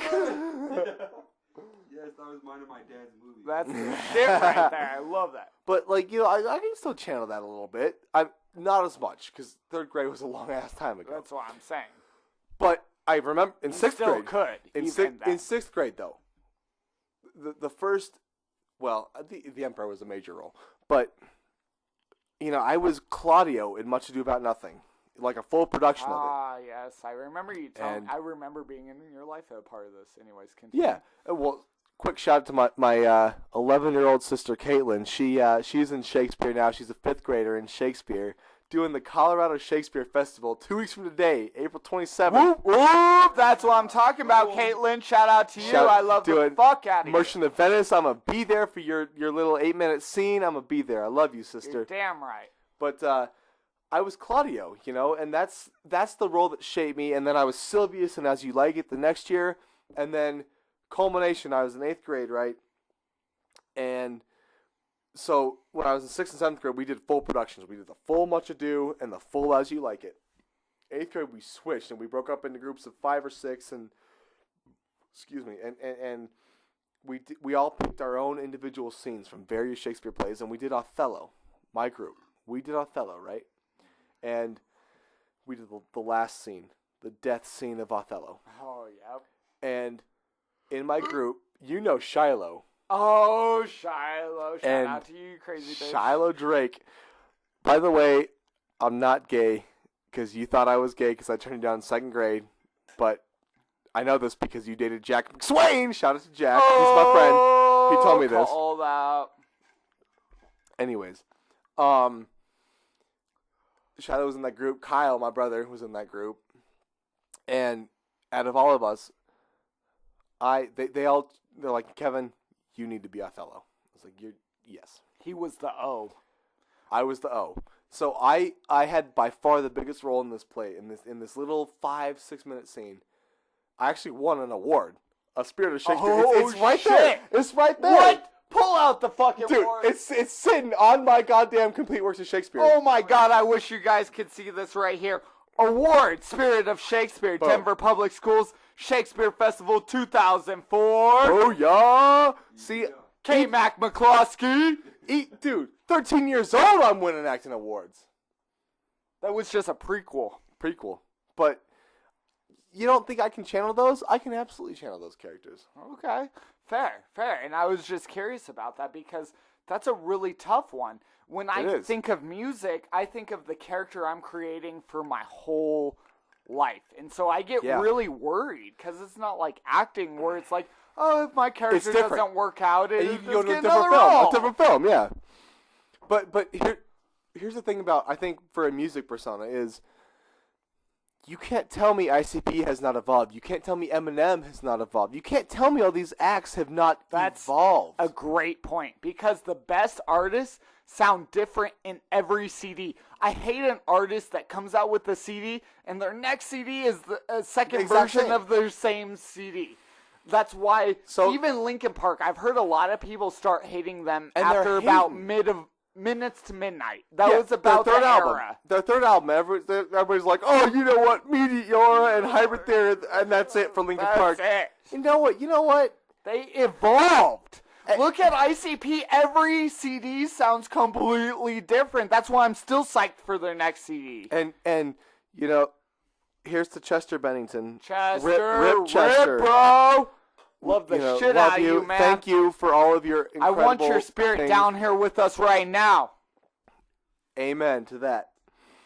But Linkin Park, going back to that, you know, they started out real heavy and hard, and they've said over the years, you know, we're not going to put out an album that's the same as our previous. They're always going to evolve, and seeing their growth and where they've gone, you know, it's so different. But let me just say that. Let me just say, 1,000 Suns is best listened to start to finish because it's all one large song. And I'm a big fan of when I like an artist, the first thing I do is get every music they've ever made. Because even if I dislike a song or an era, the thing is start to finish, they're a good artist. And even if they have a stage where I feel like they fucked up, I still want to see that. Because that represented that time of their life. Regardless, good or bad, that represented how they felt at that moment in their life. And it's something that, you know, us as fans think we can connect to through their music, but we don't really know what they're going through. No. You know, and so... That's why I even love the bad shit. You know, it's true. I might not love it, but I respect it. Okay, fair. I respect Very fair perspective. There are songs from Linkin Park that I don't like as much, but I respect. Exactly. There are songs from all artists that, you know, I don't like, but I respect. Because, you know what? They had the balls to get up and do it. And let their stuff, their work be judged by everybody. And that is a ballsy thing to do, you know? Just to be a musician, just to get up in front of the stage with everyone looking at you, whether it's comedy, acting, music, you are a ballsy motherfucker, even if you never made it. That's why sometimes I like the unknown people. It's like that old dude from Boulder we saw open for Harlan Williams. Yes. That dude was funny as hell. All he did was make fun of himself about how he looked like the fucking guy off the street who got in the building to get out of the wind. Yeah. It was also windy that night like it is tonight. But to be fair, he looked like a homeless dude. He did. So he comes on, starts talking. He's all bundled up in this big coat, this hat, and you know, everything. I heard that there was a Sears rep here, and I'm modeling Sears stuff. And we were just losing our minds. He kept bringing it up several times throughout the act. Just in case there's Sears people watching, here's my jacket. It was so funny. He spent like the first 2 or 3 minutes of his 15 minutes on the Sears thing, and then finally takes his coat and hat off like, all right, I'm going to get to my real jokes now. But like DJ said, he keeps bringing up Sears throughout his goddamn real jokes. It's so funny. My favorite joke was when he came in and he's like, I bet y'all look at him and think, man, I bet he got in here to get out of the wind. Because legitimately he looked like a homeless guy. But he was a fucking funny comedian. Shout out to that guy. I forgot his name already. I forgot his name and too. It sucks because I know I'm going to look him up after talking about him right now. But you are the shit, homie. Yeah. You're from Boulder. People need to know that. You're from Boulder, and we know that, and you're awesome. and we There saw are you. so many forgotten people that should not be forgotten. We should hold every human life as a king. No matter what Yep. you did, you are the shit. And, you know, it makes me so Denver, for those of you that don't know, has a homeless population issue. Oh yeah, I mean, just look at it. We have so many people. There's so many, and so I get real sad because personally, I don't like to give money to homeless people because I don't know what they're going to use it for. I mean, which there's okay. there's a song or you remember I showed you yeah, that? there's All a song. He goes, yeah. what am I?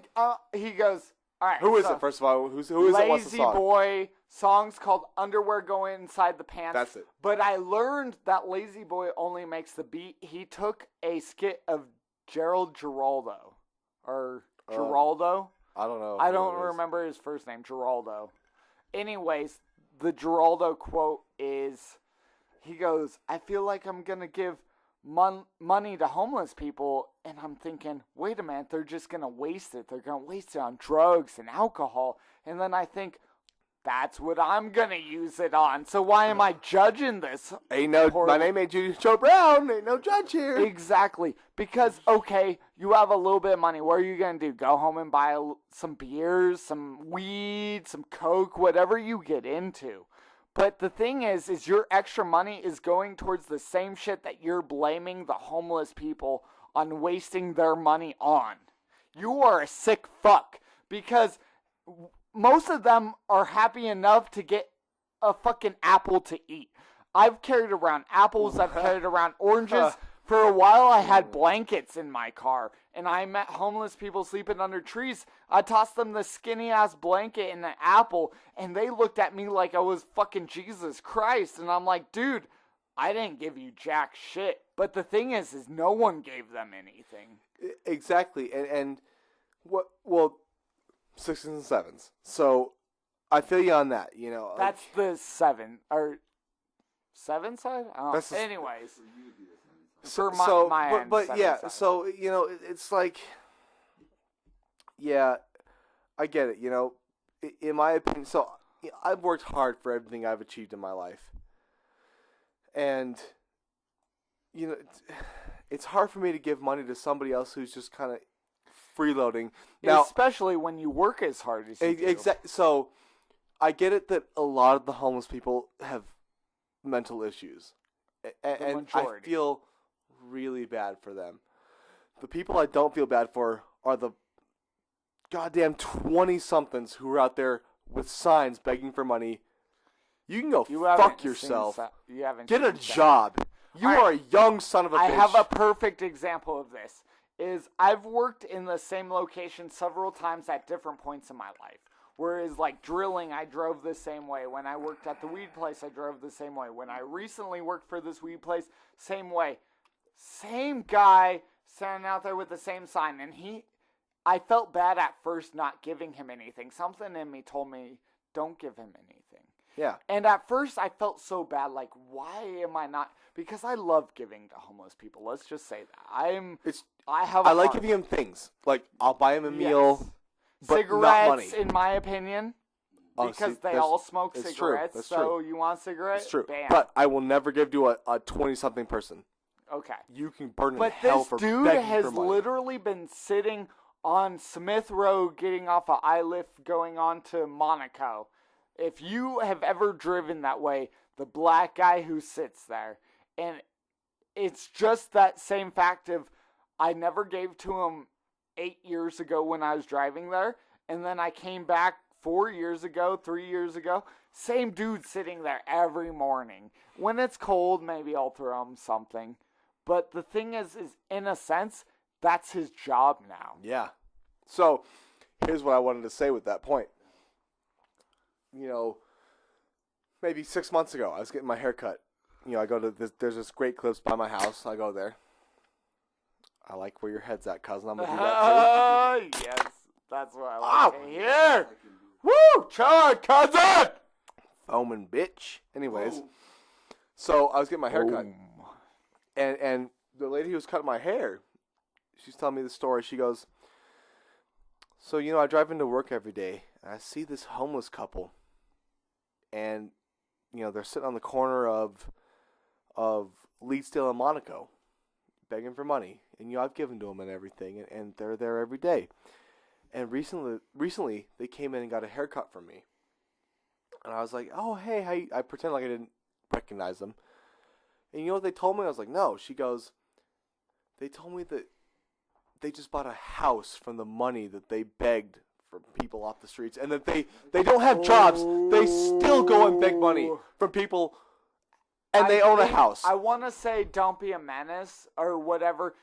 There's this homeless guy begging for money, and they walk past him, and then he throws the sign and rips away his dirty clothes, and he's got a suit underneath. I believe that is "Don't be a menace." You're right. And then he gets in his nice-ass car.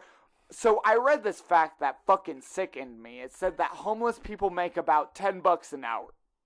Average. For Average. doing nothing more than sitting on a street corner and begging for money. No work is involved.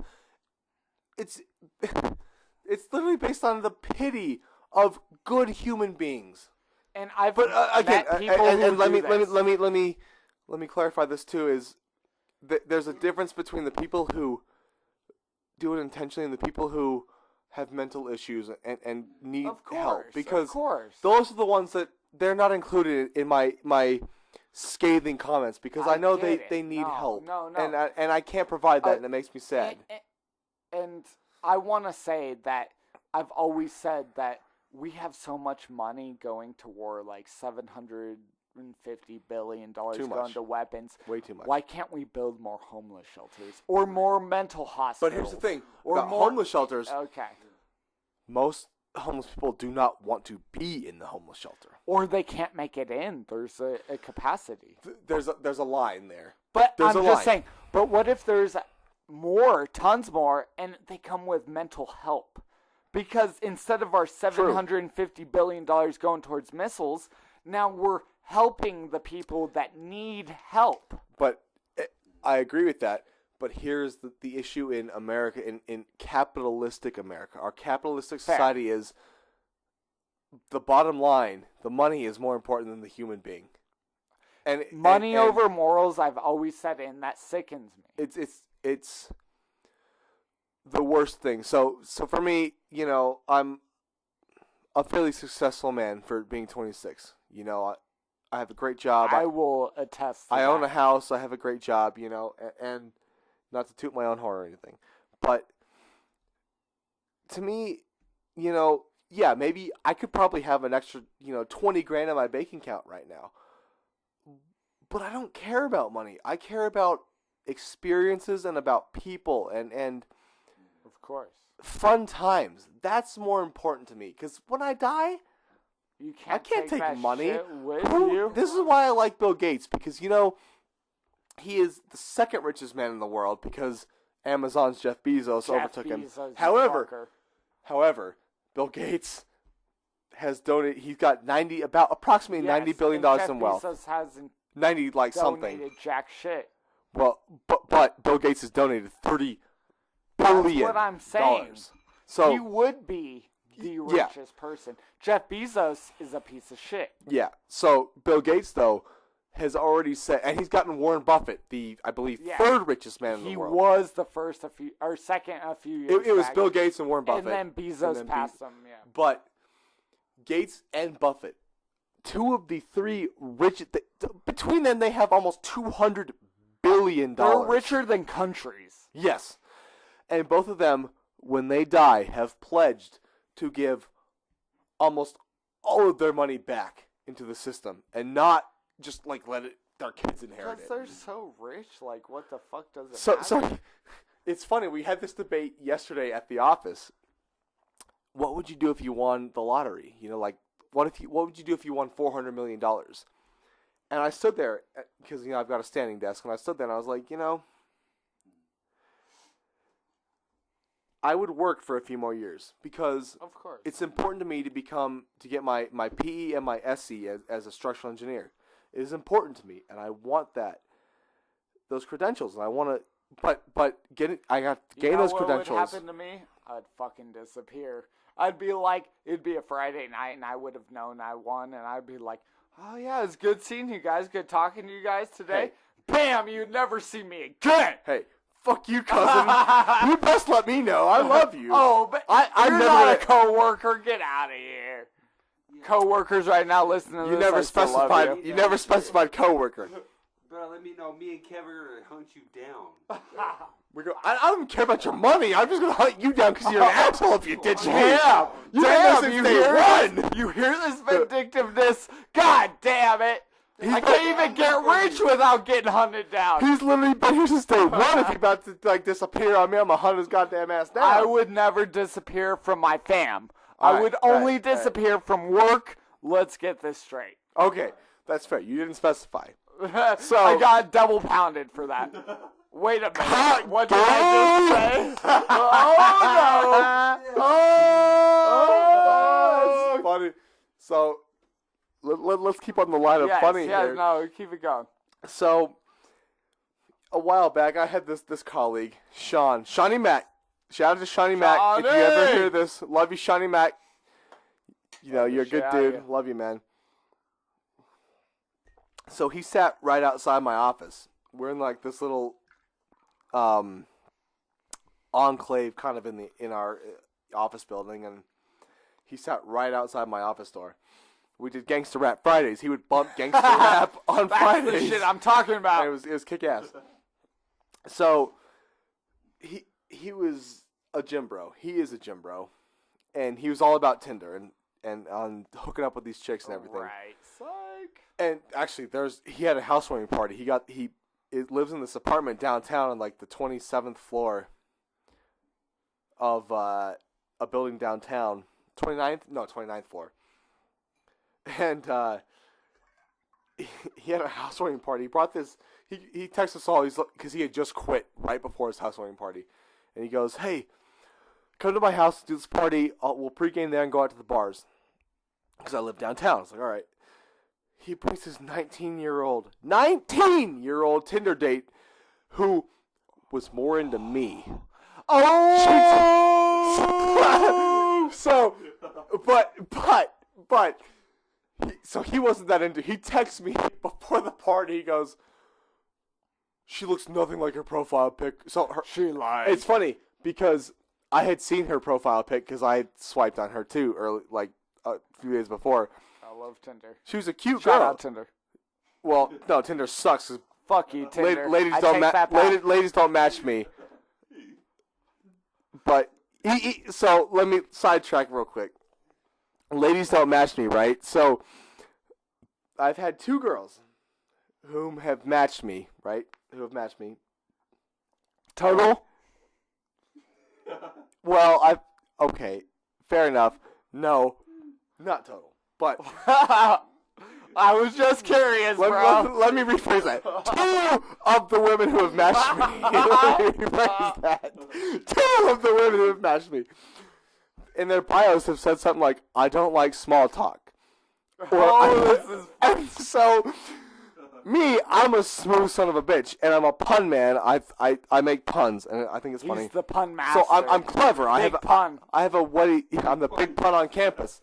So I have a clever mind, right? So I see in their profile, I don't like small talk, and so here's what I say.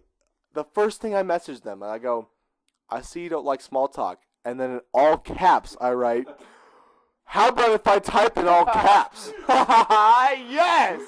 That would win me if I was female, I tell you that. Both of these fucking bitches, neither of them responded to me. Fucking cunts.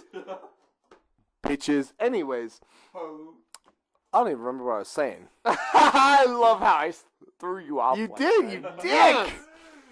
Oh, Shawnee Mac. Okay, Shawnee Mac. Shawnee Mac. Shawnee Mac. Shawnee. So, yeah, so we're at his housewarming party, and he brings this 19-year-old Tinder date, so we can't actually go to the bars. And she comes up to me and she goes, "So hey, he says like you're his best friend. So what's he like?" And so I'm a good bro, right? I talk him up and everything, and they hook up later. He actually kicked us out so that they could hook up. Same bitch? Well, it was the Tinder bitch, yeah. Oh my god, dude. Anyways, continue your weird ass story. But You know, I don't even remember where I was going with that in the beginning now. So we've been drinking, Thanks okay? a lot, cousin. Yeah, cousin! Jesus! What do you think this is? Also, Shawnee Mac, I love you. But you're also kind of a douche. But I love you. Oh! Called out. Called out. Oh, God. No, I know all of But, that. I remember where I was going with that, though. So, Shawnee Mac one day, so he would always come into my office and tell me, actually, funny story about Shawnee Mac. He's a gym bro, wants that perfect physique, right? So, he's a little cheater. He bought a corset. Oh, what? So, a corset? A corset. Oh, so about 2 God. months, about 2 months into his tenure, like I was his favorite person at work. And so he comes into my office and closes the door, and I was like, "What are you doing?" Wait, what? And he goes, "What?" He starts unbuttoning his shirt, and I was like, "What the hell are you doing?" And he goes, "I need you to help me put this corset on. I can't do it." I was like, "What are you talking?" So he wouldn't leave. So finally, I was like, "Okay." So I helped him. I helped him put it on. But so the Shawnee Mac, right? There was this girl on Tinder he like wanted but could not get. Like most of them. Right. So I told him, I was like, "Sean, dude, I'm your wingman, dude. I have the perfect thing. We go to a girl at a bar or any girl you want. We go there. I'm your wingman. We approach. Walk up and I say, 'This is my friend Sean. He has a small penis.'" Dude, that's the best pickup line you've ever heard of, I promise you. I've told this strategy. I've used this one. No, I haven't. I've never had. I totally have. So I've told this strategy to multiple female friends of mine, and they're all like, "That would actually work." Because I want to see this. No, here's what. Small Yeah, penis. here's what the win-win. Because you say he has a small penis, and the woman laughs like, Small dick, bitch. Yeah, you implant the image of your friend's penis in her mind. Yeah, and then she's penis. First of all, a she's penis. thinking about the penis, and so she's thinking the whole night. It's in her subconscious. Does that guy actually have a small dick? It was his homie that said that. He might. And so by the end of the night, she's like, "You know what? I gotta find out. I gotta see if this is." So you take her home, right? Small dick? You take her home, right? And it's a win-win because either A, you have a small dick, and then she can't be disappointed. All right. Because your homie said he has a small dick. She's like, "Oh, well, I'm here. I'll fuck you anyways." Or you don't, and she's gonna be like, "Ah!" You turn around and you're like, "Whoa!" Boom, boom, boom, boom. So, fellas, just say you have a small dick. Get you a wingman.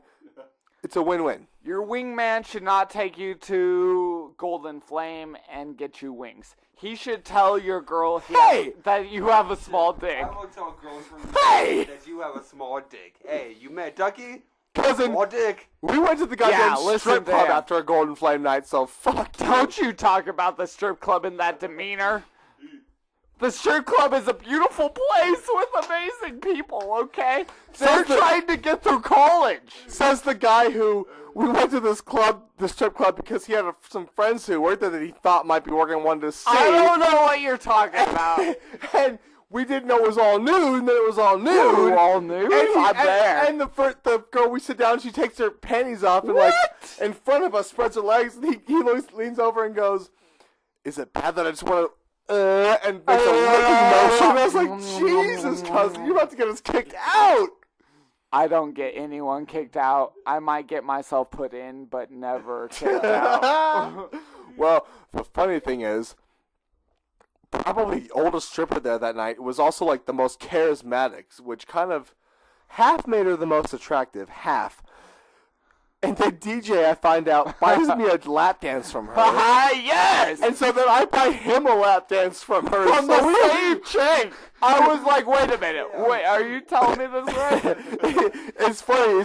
It's because before she took me on the lap dance, he whispers in my ear, "She's my favorite of the night." So I was like, I can't not buy him a lap dance from his favorite. That's why, because you agreed. You were like, yeah, this chick is pretty much the bombest one. I'm like, you know what? I don't know if I said that. No, you okay, maybe you didn't say the bombest. You but would you have thought agreed. that. Okay, so I liked her so much I bought my cousin a lap dance. Don't judge me, monkey. I bought my cousin a lap dance from the stripper that I thought was the hottest. Don't judge me. That's a loving. I'm not caring hating. I'm not hating. I just loved it so much that I thought I'd buy him one in reciprocity. You know? I was like, the safe chick? She goes, yeah. I'm like, cool. Let's do it. You know what's funny is it was $25 and I had 24, and I was like, and she's like, she thought about it for like 2 seconds. She's like, "Oh, I'd do it for 24." I was like, yeah. Oh, dude, when she took me back, I was like sucking on her titties. It was great. Dude, Oh. you know what sucked for me is I got glasses because I can't see for goddamn God shit. damn it. So I had to I couldn't suck on her titties or anything. I had to make sure she didn't crush my glasses. Hence why I wear contacts to Yeah. every strip club. Or, Listen, it was a goddamn surprise. We did not plan that. you plan to never have your glasses in every time you want to get laid, which is like all the time except when you're asleep. Okay? And besides that, If a chick can fuck me while I'm sleeping, my life is complete. dude, I've definitely thought of that.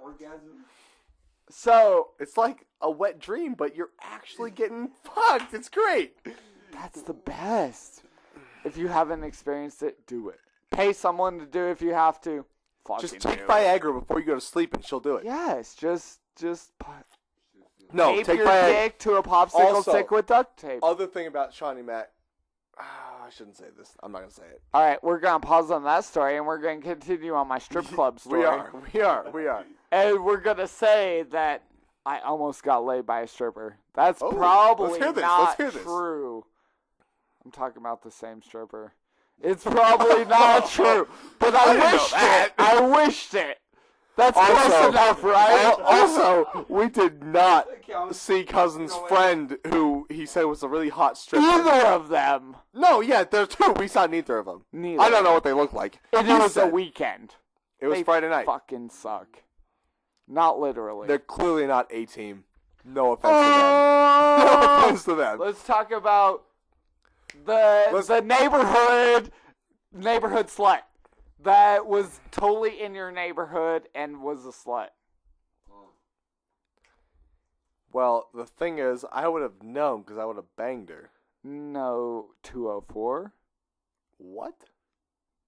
apartment. Oh, no, it's not Adam. No, it Yeah, was never 40, the bro. neighborhood slut. 40, bro. It was never 40. What did I say? 204. I said All right. 40. So here's what happened. I totally said 40. Here's what happened. I totally said 40. Listen. So I was hanging. So DJ comes over one night. He goes, "I went to Taco Bell." He goes, "I got a few nights ago. I got this girl's number, and she's real cute and everything, and she's texting me and everything, and I might go hook up with her tonight." And he's over at my house. So I own a townhome. I'm in a complex. 204.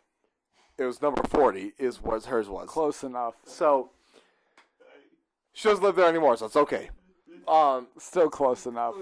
So Still counts. Still counts. I just said it. I wish.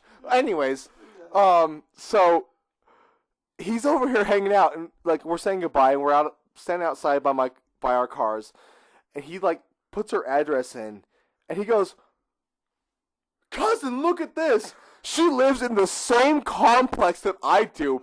It's like a 5-minute walk from my townhome to her townhome."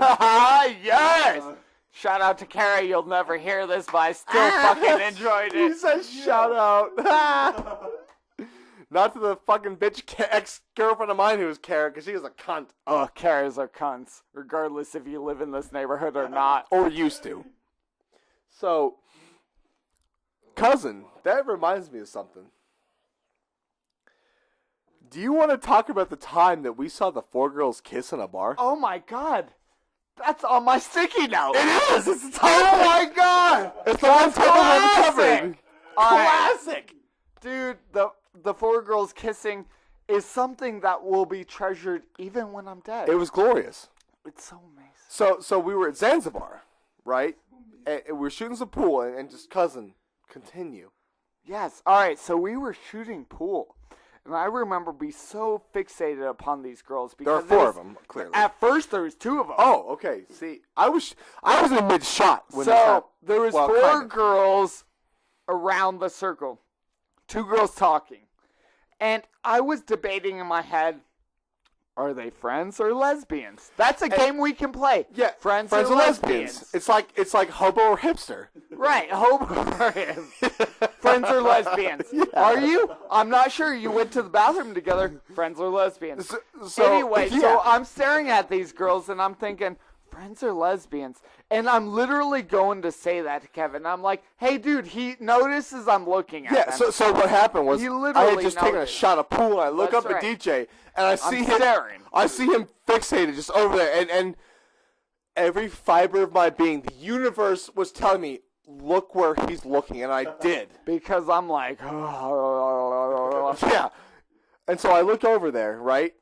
And like not 2 seconds after I look over there, these 4 girls all kiss at one time. I was in the middle of saying the sentence, hey, cousin, are these friends or are they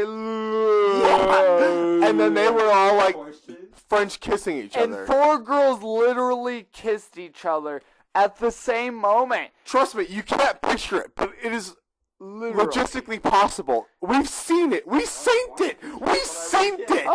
I look at cousin and I'm like, tell me you saw that shit. And he looked over just at the right time. He had just taken a shot. It's true. I was staring over at them. I'm like, oh, that just turned into the best thing I've ever seen in my life. I'm like, cousin, tell me you saw that. He goes, I looked over in just the right time. Yeah. And you know what I saw?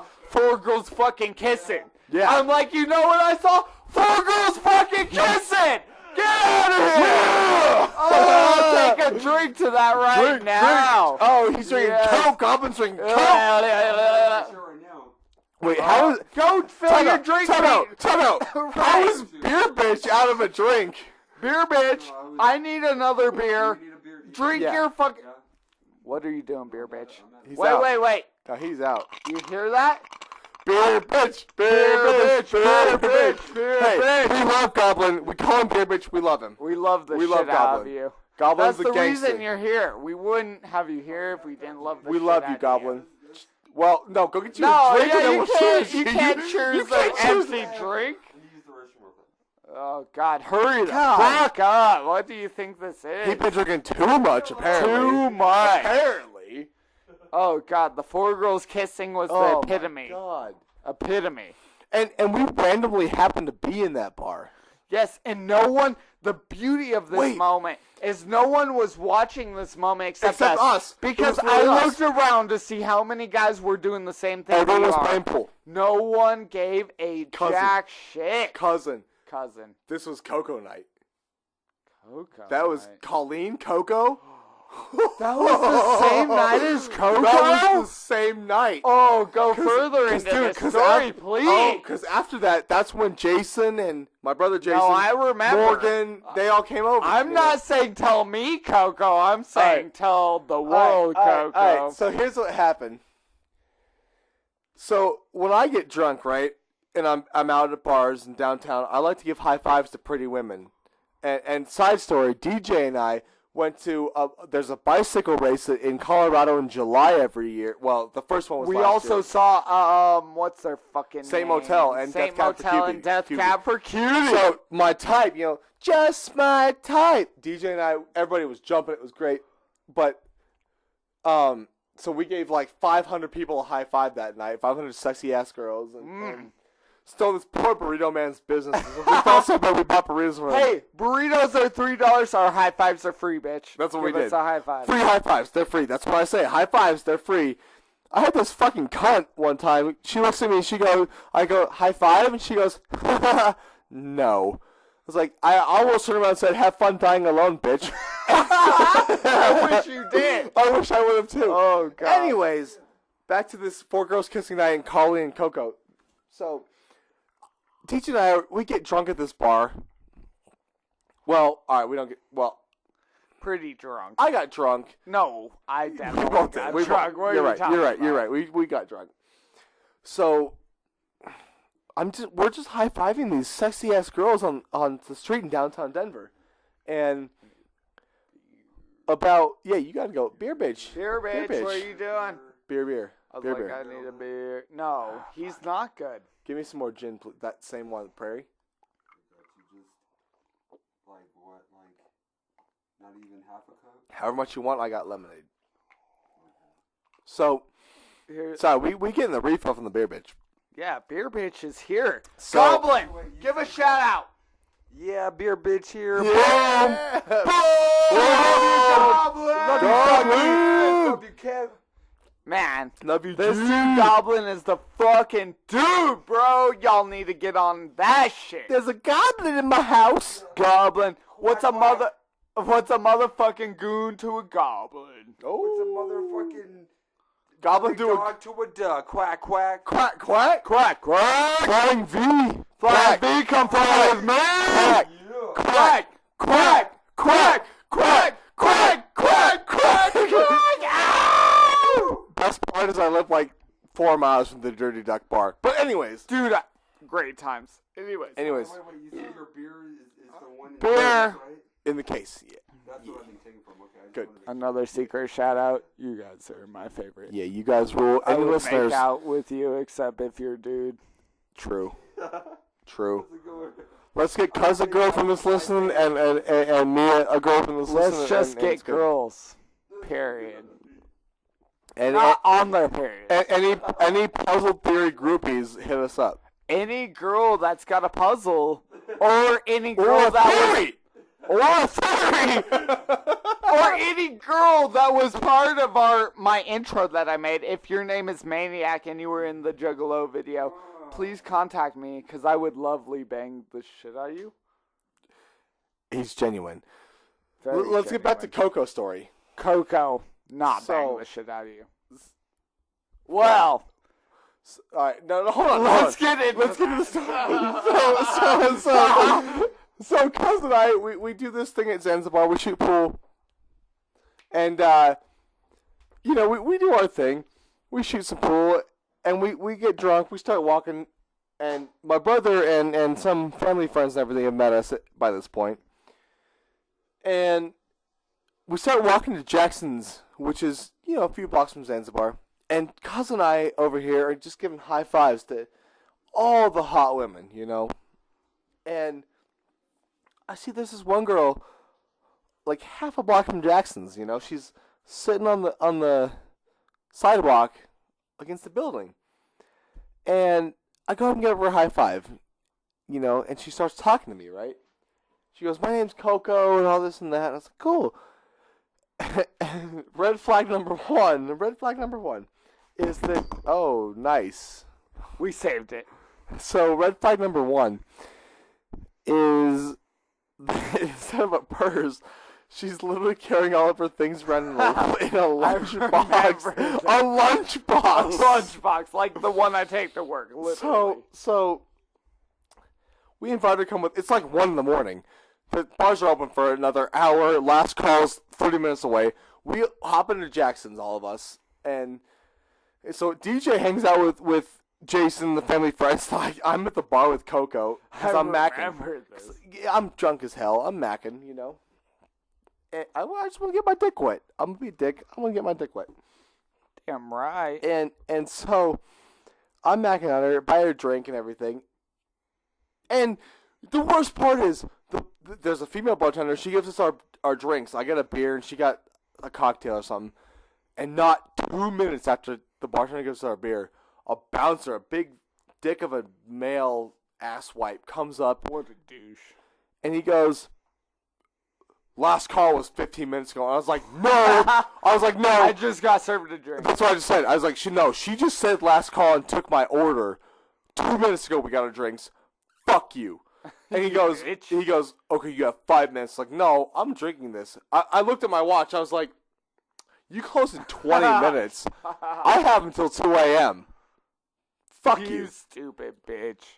So we finish our drinks, and then we get DJ and Coco and I come back to my house. Yes. Because I was like, hey, Coco, party's on in my house. I have an extensive liquor cabinet, which is not false. And so we come back and keep drinking rum. We keep drinking that liquor cabinet. So cousin finally goes to bed at like 4:30, and Coco and I are up till 5 or 6. Mind you, I have volleyball at like 10 in the morning on the next day. So Coco and I finally come upstairs at like 6 o'clock.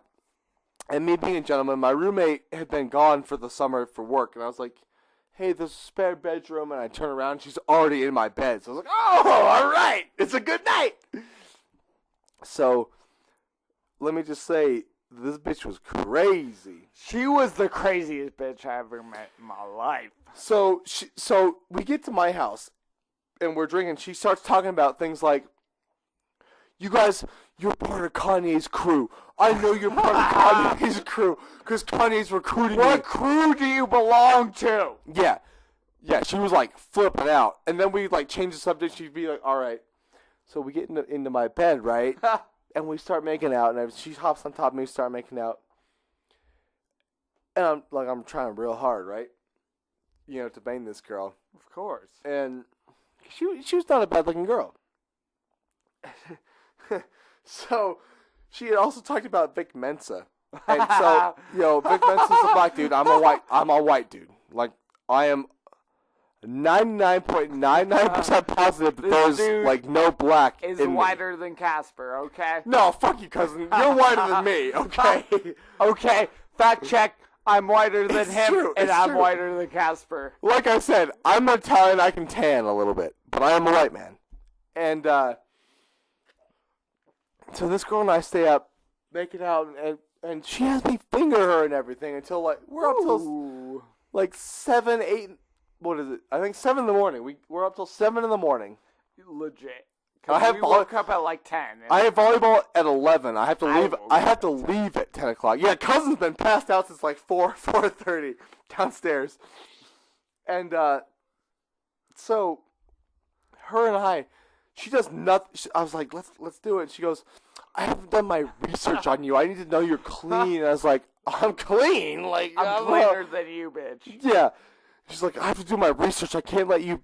We can't do this. I was like, oh, well, fine. So finally, she's like, finger me. I was like, okay, fine. I'll get you off. I have one finger for you.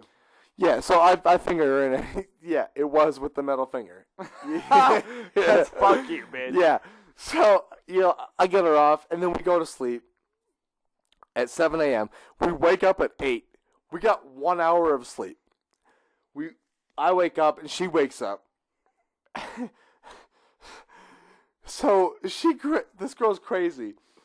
And then we're making out again. She stops and looks at me and goes, "You can't." She stops and just dead stop and goes, "You can't tell me you're not related to Vic Mensa. You can't tell me you're not at least no an idea eighth." who he was when cousin mentioned this story to me. She I goes- looked him up. Yeah, she goes, "You can't tell me you're not at least an eighth black." And I was like, So I can open it. "Oh, you're good." That's hilarious. Bubbles came back and couldn't open the liquor, He so I gotta pour brings my the own. full liquor. I gotta Pour your my own drink. I know you're talking, but pour your own drink. So, anyways, Coco's over here. She's like, "You gotta be related to Vic Mensa," and she would not let that go. Hey, thank you. He brought me beer. Thank you, Goblin. No, that's the best. Beer That's the bitch of the best. night. We cheers you, my man. Cheers to the beer bitch, yes, Goblin. Goblin. You're the man, bro. I have one job and I'm doing it right? It's true. So, Coco over here so she's like, "You're Vic Mensa, right?" I was like, Or Totally. you're related. I was like, Definitely. So I'm I sitting can there. see it. I'm still trying to get laid. So I'm like, Yeah, I'm related to Vic Mensa. Yeah, I can totally see it being his cousin. No, and she goes, you look exactly like him. And after this, I looked up a picture of Let him. me I was look like, him up. I look nothing like that Wait, guy. that dude's a black dude? So, anyways, this girl legit reaches down, grabs her lunchbox with all of her stuff, Weird ass bitch. pulls out her diary, and goes, or no, I'm sorry, her dream journal. It was her dream journal. I'm sorry. So much difference. Slight difference. And she goes, I haven't read this in 3 years, and I knew I brought it yesterday for a reason. Because you're my soulmate. Let me read my dream. And so in my bedroom, I have a balcony attached to my. So I'm an end unit in a townhome complex. Your peeing spot, a.k.a. your balcony. It's true. I've which pissed I off. would I've bang pissed off. chicks off. I've christened this spot Just saying. by pissing. So it's my pissing spot. So Have you fucked off of it? cousin, girls don't like me. Have you fucked Coco off of it? All right, I'm getting to the end of that story. All You right, know the end of the story. I'm sorry. I just want to know. So, she goes outside. I'm It's like 8:39 in the morning. I'm over here comforting this bitch that I just met 8 hours earlier. Like, no, it's okay. She's like, tell me all your stupid dreams. Like, I don't care. I don't have I any just wanna dreams when bang it you. comes to you, bitch. I just want you on my cock. Also, that's the dream I have. I think it's funny that earlier cousin's like, this guy's the husband material. I'm talking about just banging a This girl guy for one is night. definitely not husband material. This girl. No. I'm telling her that he's husband material. He's wrong, But, yeah. but she, on the other hand, is not even one night stand material. She was psychotic. So here's what happens though. Is that so finally we come back into bed. It's like 9:30. I have to literally leave in 45 minutes at the latest to get to volleyball. And so finally she just she's been teasing me all night and everything. She goes, "All right, come on my chest," pulls her bra up and everything, and I was like, nice. I'll make you my human toaster strudel. All right, human toaster strudel. That's the best. So I was like, hey, you should help me out. And she does nothing. I literally sit there and jack off on her chest. Is what happens. Nice. And but finally I finally finished. She goes, God, you came so much. I was like, you teased me all last night, made me go to sleep, and then teased me again in the morning. What do you expect? I Right? expect you to suck this bitch down and let me fuck you. That's one of two options. Anybody still listening to this point, you are legendary. Legend, wait You for it. have no idea. Legendary. So that happens. Cheers. To Cuz and to Goblin. Everyone, And to I our love listeners, you. we love you. Anyone who's listened this far, you are my fucking favorite person on earth. Keep listening. I love the shit out of you. You are my hero. Hero. So that happens. Then we take a shower, and then I drop her off. And at this point, we have still not exchanged numbers because she was pretty psychotic, thinking that she was about to be that she was being recruited by Kanye's crew. Yeah. Are you Kanye's crew? Well, let me rephrase that. She was either psychotic or tripping hard on something, and we couldn't tell. We discussed this. To this I'm day, not sure. to this day, we still don't know. So I drop her off because I'm a good person. I drop her off, and I was like, "Yes, we have it." And then at the last second, she goes, "Let me get your number." I was like, "No." 666-6660. No, she took my phone and put my number in her phone, and then texted me, and I'd never responded. I done fucked up. Can you please save me from this situation? So that's that story. Cousin's got some stories. Oh, are you talking about Kara? Oh, I mean, The carrot at number 40 in my complex. He's got some stories. 204. I No, remember. 40. I didn't walk by it. It's 40. Okay, 40, 204. What's the difference anymore? So, at Taco Bell, when I was going to get my fat dude on, which was totally okay because I was drunk at the time, and I seen this hot girl with colored hair. I'm like, oh, you're pretty hot. okay, let me get your number. She goes, your total is blah, blah, blah, blah, blah. I'm like, that's cool. And she goes, I got you food. I'm like, can I get your number? She goes, perfect. I got your number right here. I'm like, yeah. All right. And so she hits me up. It takes a while, but she hits me up. This chick gives me the best blowjob known to man. Okay, that's all you can ask for with that. That's all you can ask for.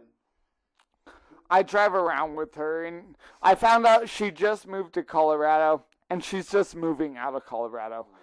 There's no better situation than that. She knows nobody, and she's getting out of here. She's like, I know no one, and I'm never going to know anyone. What do you have for me? I'm like, well, I got this dick. And she straight sucks this dick dry. I will tell you right now, if you made it this far in, you deserve to hear it. She sucked this dick dry. And not just once. She finished me once, and I'm like, oh, God, you're the best girl around. And then she keeps going. I'm like, you know what? If you're down for a second time around, so am I. She sucks this dick dry a second time. Number 2. And I'm like, you know what? I've never come more than twice. You know, you're the best dick sucker that's ever come into my life. Okay, great. Come into his life. Great. Great. By the third time, I was like, I have nothing to give you. I was literally falling asleep in her mouth. I've never had this experience before in my life. First time, great. Second time, amazing. Third time, I think I'm going to fall asleep. Because I have no more to give. And she still wants to suck my dick. It's not like I'm telling her to. It's like I told her I might fall asleep. And she's like, I like sucking this dick. I'm like, if you want to keep sucking this dick, that's great. And so she keeps going, and I literally fall asleep in her mouth, and I wake up, and I'm like, are you still sucking that? That's great. That's great. You should be wifey. So let me ask you, cousin. Did she spit or swallow? Legitimate question. Good point.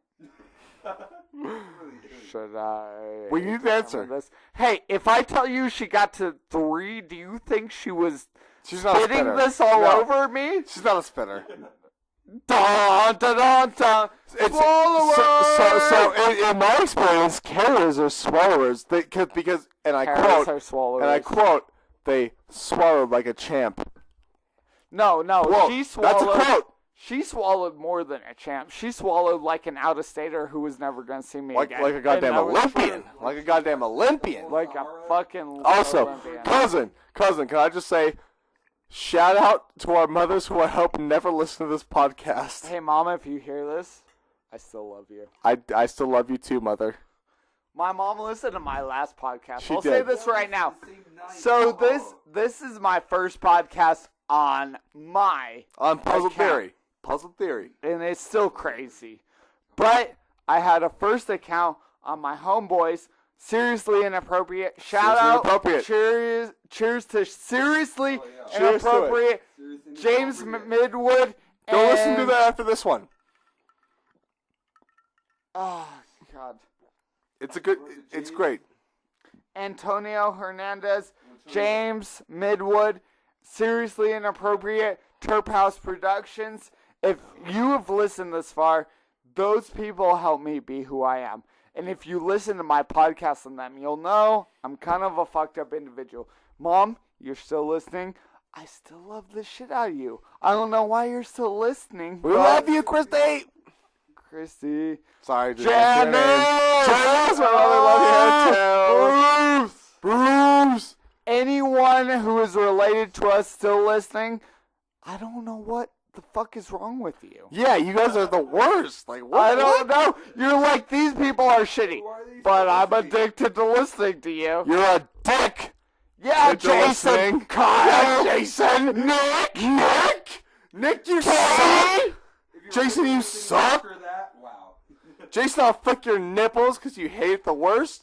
My little brother. Jason. I'm the oldest. It's all right. I'm gonna hold. Jason. I'm gonna hold your hand like Goblin. Shout out to Jason. Holding my hand the whole time at the cabin party. Yeah. Goblin boom. wants Jason's hand. I think Jason wants Goblin's hand more than Goblin wants Jason's hand. Goblin! What's Raymond liked it. Not Gizmo. He didn't like that at all. Not Gizmo. We just need to get him drunk enough.